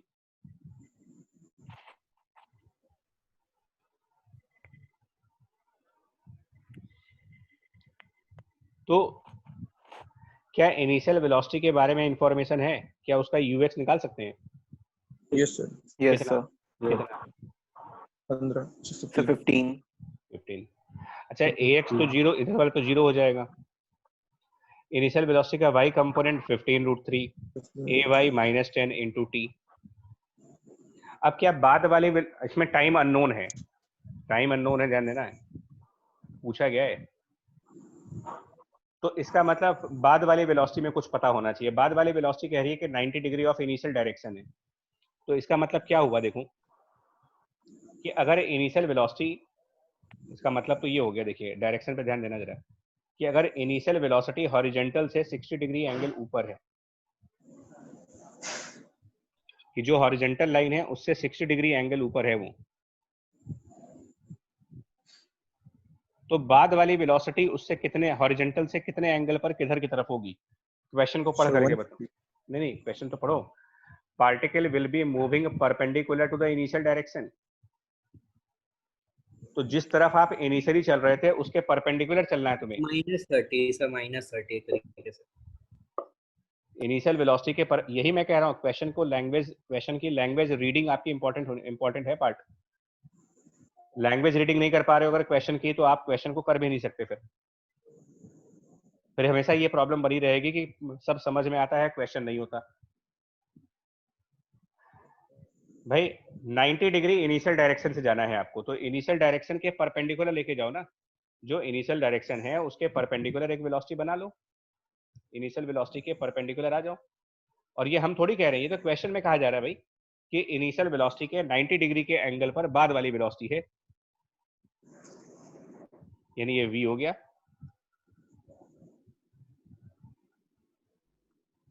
तो इसका मतलब ये हॉरिजॉन्टल से 30 डिग्री एंगल नीचे है। सही है कि नहीं, बोलो। Yes sir. तो अब इसके कंपोनेंट करो। इसको फिर से बता दीजिए। मैं इसमें देखो, मुझे नहीं बताना, मैं फिर कह रहा हूं, मैं यहां पर बता दूंगा, आपको इस लाइन को पढ़ना है। Particle is moving perpendicular to initial direction, तो जो भी इनिशियल वेलोसिटी है उसके 90 डिग्री पर नई डायरेक्शन है। ये मैं कह रहा हूं कि ये समझाने वाला पॉइंट नहीं है, या आपको खुद रीड करने वाला पॉइंट है। और इस हिसाब से इसके कंपोनेंट्स क्या बनेंगे, इस हिसाब से इस v का हॉरिजॉन्टल कंपोनेंट क्या बनेगा, मतलब x डायरेक्शन में क्या कंपोनेंट बनेगा इसका। अगर मैं यहाँ पर x एक्सिस और y एक्सिस प्लॉट करके दिखाऊं कि ये x एक्सिस है और ये y सर एक्सिस है। x कंपोनेंट बनेगा v cos 30 और y कंपोनेंट -v sin 30। हाँ, अगर आप, हाँ, बिल्कुल सही है कि अगर आप v और 30 डिग्री के टर्म्स में v और 30 को इंक्लूड कर लो, तो आप कह सकते हो कि जो x कंपोनेंट है वो v cos 30 यानी कि v√3/2 है, और इस वेक्टर का y कंपोनेंट v sin 30 यानी कि v/2 है। लेकिन इसका y कंपोनेंट डाउनवर्ड साइड पे जाएगा, तो क्योंकि इसका y कंपोनेंट डाउनवर्ड साइड जाएगा इसलिए उसके आगे एक माइनस साइन लगाना पड़ेगा तुम्हें। अब फर्स्ट इक्वेशन से वैल्यू ऑफ v निकाल लो आप, फ्रॉम द फर्स्ट इक्वेशन, है ना। फ्रॉम द फर्स्ट इक्वेशन आपको v मिल जाएगा, और उस v को देन आप सब्स्टिट्यूट कर दो इन द इक्वेशन 2। जो भी v निकलता है वो आप इक्वेशन 2 में सब्स्टिट्यूट करो, और उसके बाद टाइम कैलकुलेट करके मुझे फाइनल आंसर बताओ कि टाइम कितना बनेगा इसका। ये जो वेलोसिटी की डायरेक्शन को लेकर के अगर आपके मन में थोड़ा सा डिस्टरबेंस हो रहा है कि यार ये कैसे हो गया, तो ये मैं फिर बोलूंगा, एक बार आप प्रॉब्लम को फिर से पढ़ो। वहां वो ये प्रॉब्लम की इंफॉर्मेशन है, ये हम लोग अपनी तरफ से नहीं कह रहे हैं कुछ।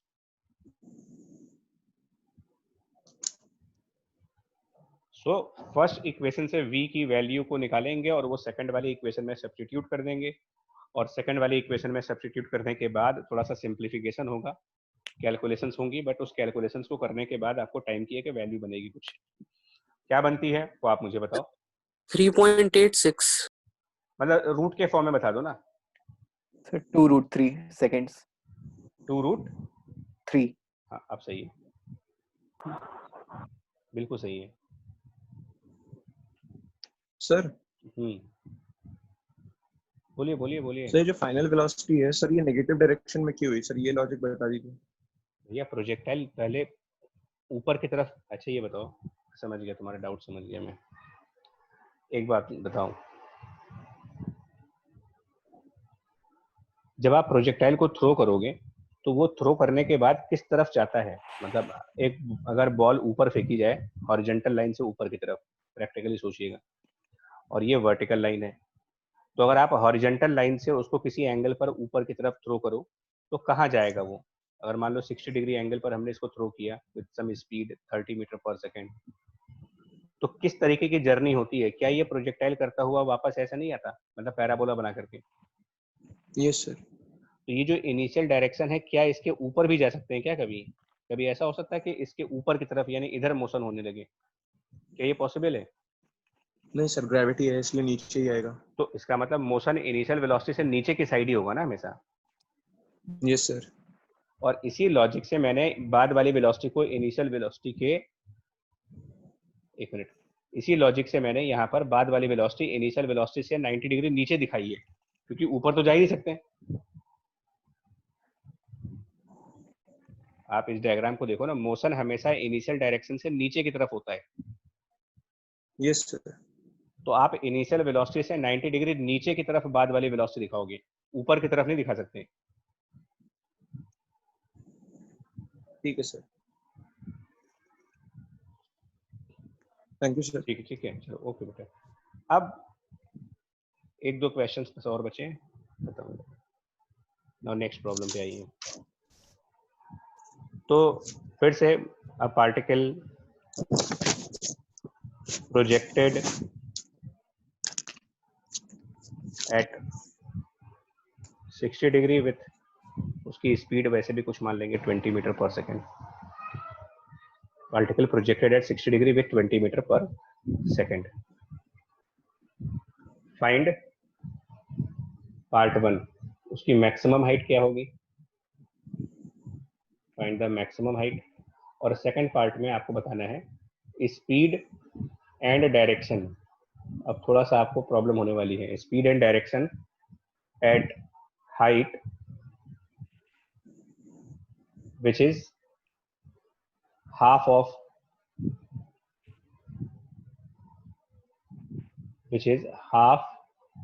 the maximum height। अब मुझे बताओ इस क्वेश्चन को पढ़ करके सिलेक्शन ऑफ इक्वेशन बताइएगा। पहले पार्ट के लिए, फर्स्ट पार्ट के लिए क्या करें, पहले पार्ट की बात करते हैं। तो फर्स्ट पार्ट मैक्सिमम हाइट, इसमें कोई लॉजिक लगाना है कि यह फॉर्मूला बेस्ड क्वेश्चन है?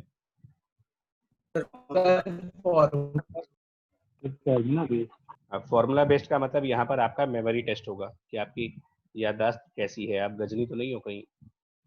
तो मेमोरी टेस्टिंग हो रही है आपकी कि आप गजनी हो या नॉन गजनी हो। तो h equal to u square sine square theta upon 2g, और u इसमें 20 मीटर पर सेकेंड है और थीटा इसमें 60 है। तो इसको मैं नहीं करूंगा, g को आप 10 मान लेंगे और इसको डायरेक्टली आप सॉल्व कर लीजिएगा अपने लेवल पर। बट कितना आ रहा है आंसर बता दीजिए। न्यूमेरिकल वैल्यू है इसमें कोई मेमोरी टेस्ट है, वो लॉजिक टेस्ट नहीं है। एक्चुअली सब्जेक्ट में बहुत तरीके से आपको टेस्ट किया जाता है, आपकी थिंकिंग एबिलिटी कैसी है, आपका मेमोरी पावर कैसा है, आपको कंसंट्रेशन कैसी है आपकी, आप कितनी देर मैक्सिमम क्वेश्चंस को अटेंड कर सकते हो, ये सब बहुत सारी चीजें देखी जाती हैं यार। क्या बनेगा आंसर? 15 मीटर। 15? Yes sir. ठीक, तो चलो मान 15 आ रहा ना, पक्का ना? यस सर 15 है। चलिए ठीक है। अब आते हैं सेकंड पार्ट पे। सेकंड पार्ट जो है वो थोड़ा सा लॉजिकल है, आई मीन वो उसका ऐसा कोई पहले से फॉर्मूला तो है नहीं कि स्पीड और डायरेक्शन निकालने का पहले से कोई फॉर्मूला है। तो मेमोरी टेस्ट नहीं है वो, आपका टेस्ट योर अंडरस्टैंडिंग है बेसिकली। टेस्ट योर अंडरस्टैंडिंग ये है बेसिकली कि आपको समझ कितना आता है। तो अब इसमें क्या क्या समझना है, देखो इक्वेशंस कौन से लगाएंगे, क्या टाइम वाली कोई इक्वेशन लगाने का फायदा है यहाँ पर? क्या इस प्रॉब्लम को पढ़ करके आपको कहीं पर टाइम की बात हुई है? No sir. इस क्वेश्चन में टाइम की कोई बात नहीं हुई है, लेकिन स्पीड की बात हो रही है। स्पीड की बात हो रही है लेकिन टाइम की बात नहीं हो रही है। तो अब आप मुझे बताओ अपने नोट्स के हिसाब से इनमें से कौन सी इक्वेशन तुम्हें लग रहा है कि यार इस क्वेश्चन में फायदा हो सकती है हमको इसमें से? तो सी v square x is equal to u square x plus 2ax sx। Third वाली मतलब ना, थर्ड वाली ठीक, बिल्कुल सही। तो आपका step third number, equation of motion. जी आपका स्टेप नंबर 1 क्लियर है। इसका मतलब स्टेप नंबर 1 में आप क्या करने जा रहे हो, vx स्क्वायर बराबर, ये बड़ा डिस्टर्ब करता है इसको, vx स्क्वायर बराबर ux square plus twice ax, और वो हमारा था final x coordinate minus initial x coordinate, और फिर vy स्क्वायर बराबर uy स्क्वायर, इसको यहाँ लिख लेते हैं, vy स्क्वायर बराबर uy square plus twice ay और final y minus initial y। अब आते हैं इसके अंदर वैल्यू एंटर करते हैं।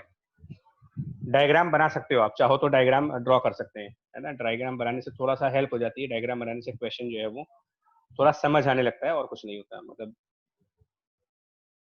क्योंकि क्या होता है कि डायग्राम का मतलब एक वर्चुअल मूवी आप देखते हो, वर्चुअल मूवी टाइप का हो जाता है कि आपके सामने वो सीन आने लगता है कि इसमें क्या क्या हो रहा है। तो ये कुछ ऐसा ऐसा ही डायग्राम है कि प्रोजेक्टाइल का न्यूमेरिकल है, और लेकिन इनिशियल वेलोसिटी उसकी आपको दी गई है u, और ये एंगल 60 डिग्री है। और कुछ टाइम बाद का मतलब कि ये जो मैक्सिमम हाइट आपने निकाली है ना, मैक्सिमम हाइट आप लोगों ने कैलकुलेट किया है 15 मीटर है ये, और वो कह रहा है हाफ ऑफ मैक्सिमम हाइट, यानी कि 7.5 मीटर पे जब वो होगा एट 7.5, तो जब वो 7.5 मीटर पे होगा ना, तो उस टाइम पर उसकी वेलोसिटी 7.5 मीटर की हाइट पर उसकी जो वेलोसिटी होगी, मान लेते हैं v है, मान लेते हैं, और ये भी मान लेते हैं कि वो उस टाइम पर कोई एंगल बना रहा है, उस एंगल को आप कुछ मान सकते हो। मैक्सिमम हाइट की आधी हाइट पर हम स्पीड को v मानेंगे, और वहां के एंगल को कुछ मानेंगे, अल्फा बीटा गामा, जो आपको अच्छा लगे, जिस अल्फा जो अल्फा, तो मैं अल्फा मान लेता हूं उसको। और अब मैंने कहा ना कि इसमें घबराना नहीं है, जो चीज नहीं दी है उसको लेट कर लो, लेट करके और आगे बढ़ जाओ। अब आप पहली इक्वेशन की तरफ आओ, इनिशियल वेलोसिटी का एक्स कंपोनेंट। इनिशियल वेलोसिटी दिया है आपको, इनिशियल वेलोसिटी अननोन नहीं है, ध्यान दीजिएगा क्वेश्चन में इनिशियल वेलोसिटी 20 है।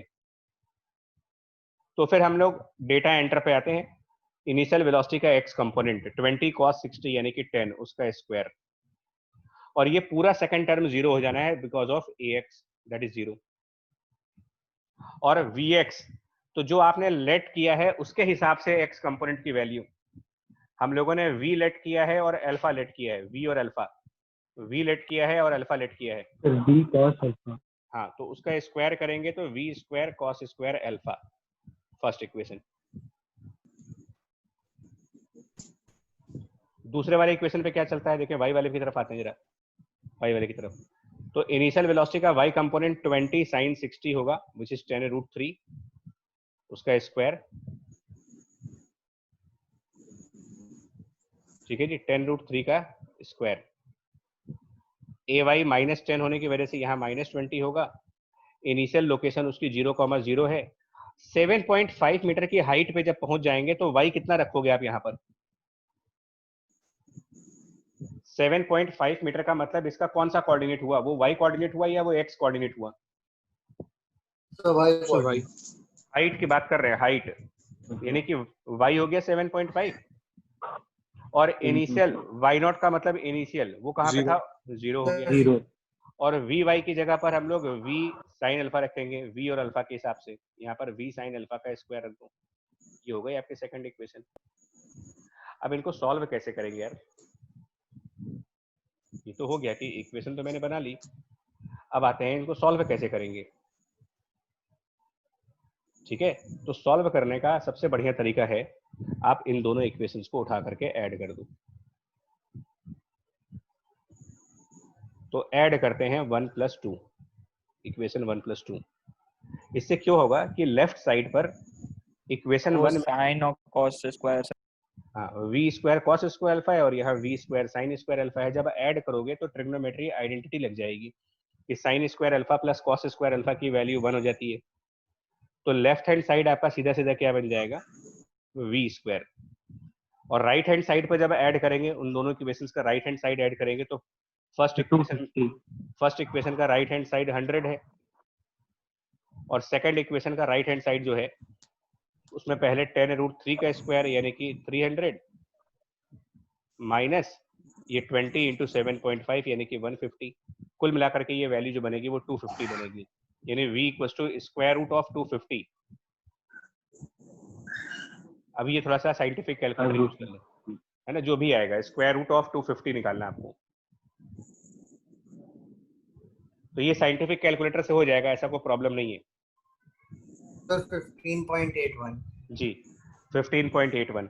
अब उसके बाद क्या करिएगा, इस v की वैल्यू को फर्स्ट इक्वेशन में एंटर कर दो, फर्स्ट इक्वेशन में, तो हमें यहाँ से कॉस स्क्वायर अल्फा मिल जाएगा क्योंकि v कैलकुलेट कर चुके हो, तो v कैलकुलेट कर लिया है तो फिर वहां से cos स्क्वायर अल्फा निकाल सकते हैं फर्स्ट इक्वेशन से।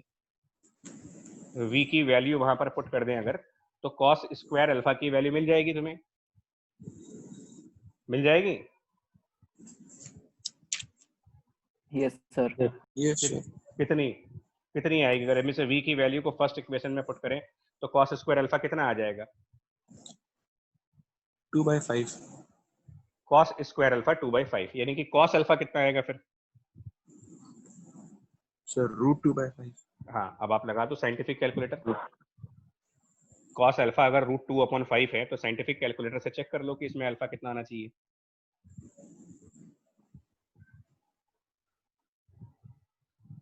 उसमें होता है ना, मतलब एडवांस वाला कैलकुलेटर जो होता है साइंटिफिक वाला आपका, ठीक है।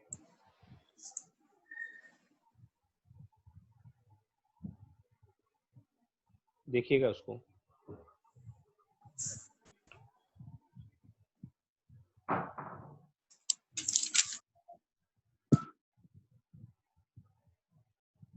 फाइनल प्रॉब्लम की तरफ आते हैं यार। कैलकुलेशन मैंने छोड़ दिया आपको जानबूझ करके, पिछले क्वेश्चन में मैंने छोड़ दिया कि कैलकुलेशन के चक्कर में क्या हो रहा है कि हमें टाइम लग जाता है, तो हम उसको छोड़ रहे हैं, आगे बढ़ते हैं। एक बार फिर से यहाँ पर क्या करते हैं, हाइट वाला एग्जांपल है कि इस बॉल को हॉरिजॉन्टल थ्रो करेंगे। सेम क्वेश्चन है बार बार। इस बॉल को यहाँ से हॉरिजॉन्टल थ्रो करते हैं और उसकी जो स्पीड है वो आप कुछ मान लो, है ना, 20 मुझे बहुत पसंद है, तो 20 मीटर पर सेकंड है। और ये हाइट जो है, इस बिल्डिंग की जो हाइट है वो कुछ मान लेते हैं 10 मीटर 20 मीटर कुछ भी है, तो 10 मीटर की हाइट मान लेते हैं, 10 मीटर हाइट है ये। अब क्वेश्चन ये है, find speed and direction at ground, मतलब जब वो प्रोजेक्टाइल ग्राउंड को टच करेगा तो उसमें कितनी स्पीड होगी और क्या डायरेक्शन होगा। जब वो प्रोजेक्टाइल ग्राउंड को टच करेगा ना, यहाँ से ऐसे प्रोजेक्टाइल करता हुआ जब नीचे आएगा ऐसे, तो ग्राउंड को टच करेगा, जब ग्राउंड को टच करेगा तो उसमें कितनी स्पीड होगी, क्या डायरेक्शन होगा, ये पूछा जा रहा है आपसे यहाँ पर आकर के। तो देखिए, हम मान लेते हैं कि उसमें जो स्पीड होगी, बिकॉज स्पीड पूछी है आपने मुझसे, तो मैं ये मान लेता हूँ कि स्पीड v है, लेट करूंगा। डायरेक्शन पूछा है तो मैं डायरेक्शन को कुछ अल्फा मान लेता हूँ। लेकिन इस क्वेश्चन में टाइम की कोई बात नहीं की गई है। अब हम क्या करेंगे, पहले अपने कोऑर्डिनेट एक्सिस ड्रॉ कर लेते हैं। कोऑर्डिनेट एक्सिस से ड्रॉ करने से हमें फायदा होता है। तो जब हमने कोऑर्डिनेट एक्सिस ड्रॉ करना सीखा है, पहले बता चुके थे आपको पिछले एग्जांपल्स में भी, तो ये हम इस तरीके से बनाते हैं। इस तरीके से आप एक्स एक्सिस और वाई एक्सिस प्लॉट कर लेते हो। तो ये बताओ, जहां से स्टार्ट कर रहे हैं वहां पर क्या कोऑर्डिनेट लिखेंगे? जहां पर आप स्टार्ट हो रहे हो क्या कोऑर्डिनेट है वहां के? 0,10। अच्छा, जब आप हाँ, तो जब हम ग्राउंड पे आ गए तब क्या कोऑर्डिनेट है? अगर ये r,0, ठीक। अब हम क्या करने जा रहे हैं, सुनो। अब हमारी इक्वेशंस हमको पता है, मुझे पता है कि इक्वेशंस क्या लगने वाली है इसमें। तो सबसे पहले मैं ये वाली इक्वेशन लगाता हूँ, vx स्क्वायर वाली। vx स्क्वायर बराबर ux square plus 2ax sx। मतलब अब आप कहोगे ना यार कि ये बताओ कि टाइम वाली इक्वेशन क्यों नहीं लगा रहे हम? तो क्योंकि क्वेश्चन में टाइम को लेके कोई बात ही नहीं हो रही है, तो हम अननेसेसरली टाइम क्यों लाएंगे। हालांकि इस इक्वेशन में ये सेकंड फैक्टर 0 रहेगा, हमेशा सेकंड फैक्टर 0 हो जाएगा, क्योंकि ax 0 हो जाएगा इस क्वेश्चन में, ग्रेविटी डाउनवर्ड होगी। तो हमारा vx स्क्वायर, तो हम लोगों ने ये जो लेट किया है ना v और अल्फा, इसके हिसाब से x कंपोनेंट देखेंगे। ये जो v और अल्फा को लेट किया है उसके हिसाब से x कंपोनेंट, तो वो मेरे ख्याल से v square cos square alpha. और इनिशियल वेलोसिटी का x कंपोनेंट, तो इनिशियल वेलोसिटी तो वैसे ही पैरेलल टू x एक्सिस है, तो वो सीधा सीधा 20 स्क्वायर हो गया फर्स्ट इक्वेशन। अब आओ दूसरी इक्वेशन की तरफ। दूसरी इक्वेशन y वाली बनेगी, vy स्क्वायर। एक चीज समझ लो, जो भी इक्वेशंस है वो डबल डबल बनेगी, एक बार x वाली एक बार y वाली, डबल इक्वेशंस पे चलना है आपको। vy क्या लिखे हम? 0 v square sin square alpha. V y बाद अच्छा वाले v पे by जाओ। v हाँ, square sin square वो alpha तो वो v sin अल्फा है, लेकिन उसका स्क्वायर हो जाएगा v square sin square alpha. Initial velocity का y कंपोनेंट 0 होगा, हाँ सर वो 0 है। और ए वाई यहाँ पर 10 है तो -20। बाद वाला y कोऑर्डिनेट बताओ। सर -10 0 ये y बाद y कोऑर्डिनेट 0 है, 0 है सर 0 0 और -y0 पहले वाला y कोऑर्डिनेट 10 10 है। ये दूसरी इक्वेशन हो गई। ऐड कर लो, दोनों इक्वेशन से ऐड कर दो।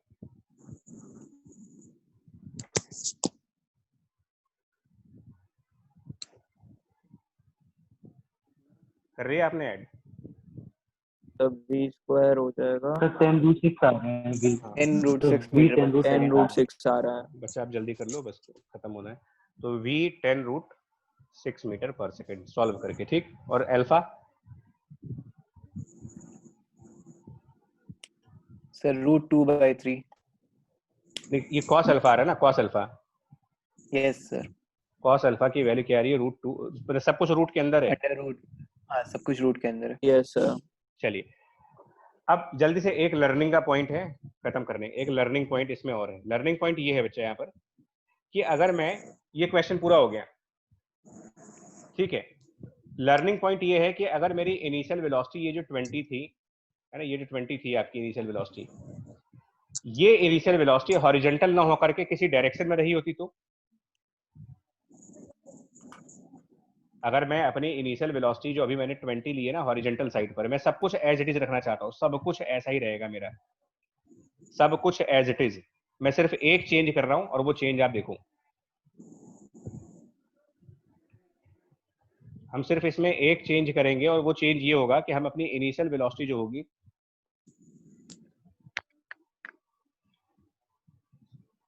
इनिशियल वेलोसिटी, वो हम किसी एंगल पर पुट कर देते हैं। क्या फर्क पड़ेगा बताओ? तो उसके x और y कंपोनेंट करने पड़ेंगे हमें उसके सर। सब कुछ वैसे ही रहेगा, बता दे रहा हूं मैं आपको, कुछ भी चेंज नहीं करने जा रहा मैं, कोई डेटा चेंज नहीं करूंगा। सिर्फ एक काम करूंगा कि जो इनिशियल वेलोसिटी है वो किसी एंगल पर पुट कर दूंगा। 20 मीटर पर सेकंड तो होगा, लेकिन एंगल पर होगा, मान लो 30 डिग्री एंगल पर। Rest everything is as it is, कोई चेंजेस नहीं है। क्वेश्चन भी वही है मेरा, इनफैक्ट क्वेश्चन भी यही है कि ये प्रोजेक्टाइल करके जब नीचे आएगा तो इसमें बाद में यहाँ पर स्पीड क्या होगी और ये एंगल अल्फा कितना होगा। सब कुछ क्वेश्चन भी वही है, डेटा भी वही है। क्या क्या होगा, ये 0,0 हो गया, आप इनिशियल पॉइंट के कोऑर्डिनेट लिखोगे, बाद वाले कोऑर्डिनेट लिखोगे तो ये 0,10 हो जाएगा, और बाद वाला अगर ये r डिस्टेंस है तो फिर इसके कोऑर्डिनेट r,0 हो जाएंगे। सब कुछ प्रॉपर रहा, बस इनिशियल वेलोसिटी की डायरेक्शन बदल दी। तो कहाँ पर फर्क पड़ेगा बताओ जरा, जब आप ये इक्वेशन लगाओगे vx सर स्क्वायर उसके sir initial sir y coordinate 0 नहीं होगा। आ जाएगा सर। तो इस पहली इक्वेशन में जब जाएंगे तो फर्स्ट इक्वेशन में यहाँ तो v square cos square alpha होगा, इनिशियल वेलोसिटी का x कंपोनेंट 20 cos 30 हो जाएगा, तो यहाँ पर 20 cos आएगा सर, बस 30 का स्क्वायर हो जाएगा और प्लस 0, फर्स्ट इक्वेशन। और y वाली मैं डायरेक्ट लिख रहा हूँ यार, y वाली इक्वेशन में डायरेक्ट कर रहा हूँ, वहां पर left side v square sin square alpha होगा लेफ्ट साइड, राइट साइड जो बनेगा वो 20 sin 30 का स्क्वायर बनेगा, ठीक है, प्लस 2 ay की जगह -10 लिखना होगा मुझे, और यहाँ पर y माइनस y0 था, प्रीवियस एग्जांपल दिखा देता हूँ, y माइनस y0 था, तो y माइनस y0 की जगह पर यहाँ पर बाद वाला y 0 है और y0। अब इन दोनों इक्वेशंस को जरा ऐड करके बताओ क्या आंसर आता है। इन दोनों को ऐड करके देखो v कितना आता है।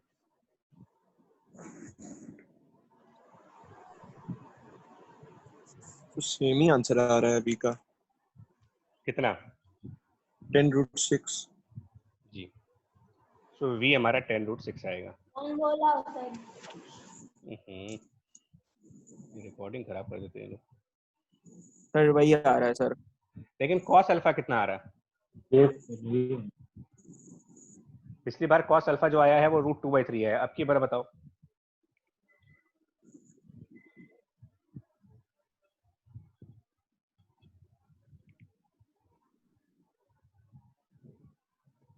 फर्स्ट इक्वेशन में रख दो v की वैल्यू,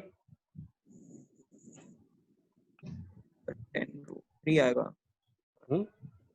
10√3 आएगा। नहीं, कॉस अल्फा की बात कर रहे हो यार। ये अगर v आपका 10, नहीं v तो सही आ रहा है, v तो नहीं आएगा, 100% श्योर है कि जो आंसर v का पिछली बार आया था वही आंसर आएगा। कॉस अल्फा लेकिन बदल जाएगा आपकी बार। कॉस अल्फा रूट के अंदर कुछ रूट में 1/2। रूट में 1/2। चलो मान लेते सही है। ऐसा यही आ रहा है सर। ऐसा मतलब क्या, लर्निंग क्या हुई आपकी जानते हो? लर्निंग क्या हुई आपकी इससे कि अगर आप किसी हाइट से एक बॉडी को किसी स्पीड से फेंको, तो चाहे आप जिस डायरेक्शन में फेंको, चाहे आप हॉरिजॉन्टल डायरेक्शन में थ्रो करो, चाहे आप हॉरिजॉन्टल से ऊपर की तरफ फेंको, अगर आप उसी स्पीड से फेंकोगे तो वो ग्राउंड पर भी उतनी ही स्पीड से पहुंचेगा। 10√6 ही आ रहा आंसर। बात समझ पा रहे हो मैं क्या कह रहा हूँ? Yes sir. अगर आप Yes, किसी बिल्डिंग के टॉप साइड पे जा करके, बिल्डिंग के टॉप पर जा करके, और कई सारे कंचे आपके हाथ में है, मान लो कई सारे मार्बल्स आपके हाथ में है, और आपने एक एक करके सारे मार्बल्स फेंकने चालू कर दिए अलग अलग डायरेक्शंस में। किसी मार्बल को हॉरिजॉन्टल फेंका, किसी मार्बल को ऊपर फेंका, किसी मार्बल को नीचे फेंका, लेकिन सबको फेंका एक ही स्पीड से। डायरेक्शन बदल दी, स्पीड नहीं बदली। तो अगर कोई पूछे कि किस मार्बल की स्पीड ग्राउंड पे ज्यादा होगी, क्या आंसर देंगे इसका? सेम स्पीड होगी। मतलब अगर हाँ भाई आपसे मैं कह रहा हूँ कि कंचा खेलते हैं, चलो ठीक, कंचा खेलने हम लोग पहुंच गए कहीं छत पे किसी के, और वहां पर एक कंचा, फिर दूसरा कंचा, फिर तीसरा कंचा। एक कंचे को मैंने कहा चल भाई ऊपर जा, एक को कहा तुम सीधे जाओ, एक कंचे से कहा तुम नीचे जाओ, लेकिन सबको फेंकेंगे हम एक ही स्पीड से, 20 metre per second, 20 metre per second, 20 metre per second. और फिर पूछा भाई इनमें से कौन सा मार्बल जो है वो ग्राउंड पे ज्यादा स्पीड बनाएगा। तो हमने अभी जो क्वेश्चन किया है उस क्वेश्चन को पढ़ करके ये समझ में आ रहा है कि ग्राउंड पे इन सबकी जो स्पीड होगी, अगर हम इसको v1 कह दें, इसको v2 कह दें, इसको v3 कह दें, तो अभी के एग्जाम्पल के हिसाब से मैं आपको ये समझाने की कोशिश कर रहा हूँ कि अगर इनिशियल स्पीड सेम है और वो सेम हाइट पर है, 10 मीटर की हाइट पर ये भी है, 10 मीटर ये भी है, 10 मीटर ये भी, तो फिर बाद वाली स्पीड तीनों के लिए क्या होगी? सेम आ जाएगी। मतलब इनिशियल डायरेक्शन से मतलब नहीं होता हमें। हाँ, लेकिन कौन कितने एंगल पर हिट करेगा, मतलब ये α1, ये α2 और ये अल्फा, तो क्या एंगल भी बराबर आ रहा है? पिछले एग्जांपल को करके देखो। No sir. पिछली बार एंगल में √2/3 है, अगले एग्जांपल में एंगल में 1/√2 है, तो एंगल तो अलग आएगा। मतलब आप कितने एंगल पर ग्राउंड पे पहुंचोगे ये डिपेंड करता है कि आपने कितने एंगल से फेंका था, लेकिन कितनी स्पीड से ग्राउंड पे पहुंचोगे ये इस पे नहीं डिपेंड करता कि स्टार्टिंग में क्या एंगल बन रहा था। पॉइंट क्लियर हुआ आपको मेरा? Yes sir. Yes sir. Sir range के लिए हम लोग क्या कह सकते हैं यहाँ पे? किसके लिए? रेंज के लिए रेंज भी अलग अलग आएगी, स्पीड सेम आएगी, रेंज सेम नहीं आ सकती। देखिए रेंज हम किस फॉर्मूले से निकालेंगे? अच्छा ऐसे लॉजिक लगा के लो ना, एक बार अपने आप लॉजिक लगा लो। रेंज के लिए तुम ये वाला फॉर्मूला लगाओगे, x बराबर x0 plus ux t minus plus half ax t square. क्या दोनों प्रॉब्लम में इनिशियल वेलोसिटी का x कंपोनेंट सेम आ जाएगा? करके देखो। पिछले क्वेश्चन में आपने ux की वैल्यू 20 ली है, और अगले क्वेश्चन में जब एंगल दे दिया तो आपने उसी ux की वैल्यू 20 cos 30 कर दी। तो जब ये चीज आपके डायरेक्शन पे डिपेंड कर रहा है कि किस डायरेक्शन में आप फेंक रहे हो, तो जो रिजल्ट आएगा x का वो भी तो डायरेक्शन पे डिपेंड करेगा। फिर नहीं बात समझ में आई? रेंज बराबर नहीं आएगी इनकी।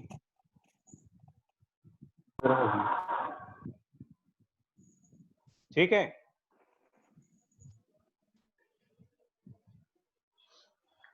चलो बच्चा फिर क्लास एंड कर रहे हैं, आज यहीं पे खत्म कर रहे हैं क्लास को। डाउट था सर, जो आपने पिछली क्लास में पढ़ाया था उसमें एक डाउट था। बताइए सर उसमें जब ऑब्जेक्ट को हाइट से नीचे की ओर फेंक रहे थे तब उसका एक्सेलरेशन नेगेटिव क्यों ले रहे थे? देखो मैंने जो तुमको वर्किंग बताई है ना, मैं फिर रिपीट कर दूं, मैं एक बार क्लियर कर दूं, ये आपके स्कूल वाले और इधर किताबों वाले ने दिमाग खराब करते हैं। मैं आपको क्लियर कर दे रहा हूँ, आप इनिशियल वेलोसिटी किसी भी डायरेक्शन में दे दीजिए, ऊपर फेंकिए, नीचे फेंकिए, जहां फेंकना वहां फेंक दीजिए, हम अपनी इक्वेशंस नहीं बदलेंगे। मैं यहां पर हमेशा -12 GT² लगाऊंगा।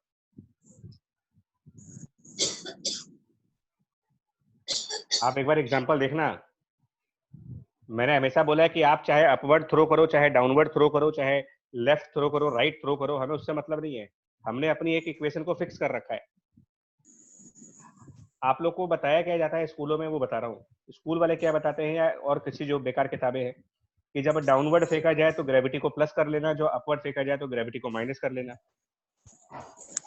इस तरीके के ना कंसेप्ट पढ़ने की वजह से क्या होता है कि आपको कंफ्यूजन है। मैं तो हमेशा -12 GT² लगाता हूँ, मैंने आज तक कभी +12 GT² नहीं लगाया। आप देख लो, मैं इतने सारे क्वेश्चन करके दिखाए मैंने +12 GT² तो यूज ही नहीं किया कहीं पर। आप देखेंगे मेरे हर क्वेश्चन में ay की वैल्यू -10 नहीं आ रही है। जितने भी क्वेश्चन है वहां पर ay मेरा -10 है। किसी क्वेश्चन में मैंने ay +10 लिया हो तो बताओ आप। चाहे बॉडी ऊपर ही फेंकी हो, अभी देखो इस एग्जांपल में ऊपर फेंकी थी मैंने, यहाँ हॉरिजॉन्टल था, यहाँ ऊपर फेंका है, तब भी मैंने ay की वैल्यू -10 ली है।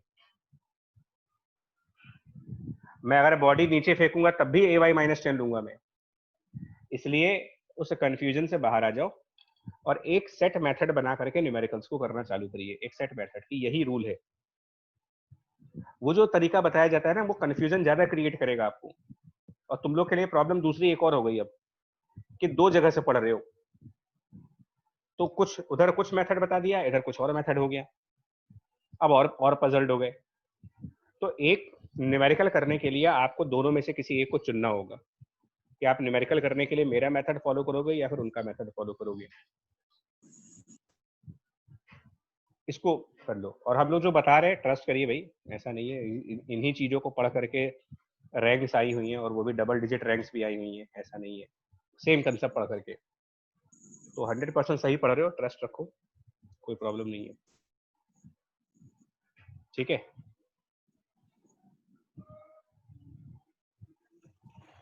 चलो जी, bye bye. Thank you sir. Sir thank you sir. Thank you sir. Thank you जी, बाय। Good night. नमस्कार। Thank you, sir. Thank you जी, बाय बाय, टेक केयर।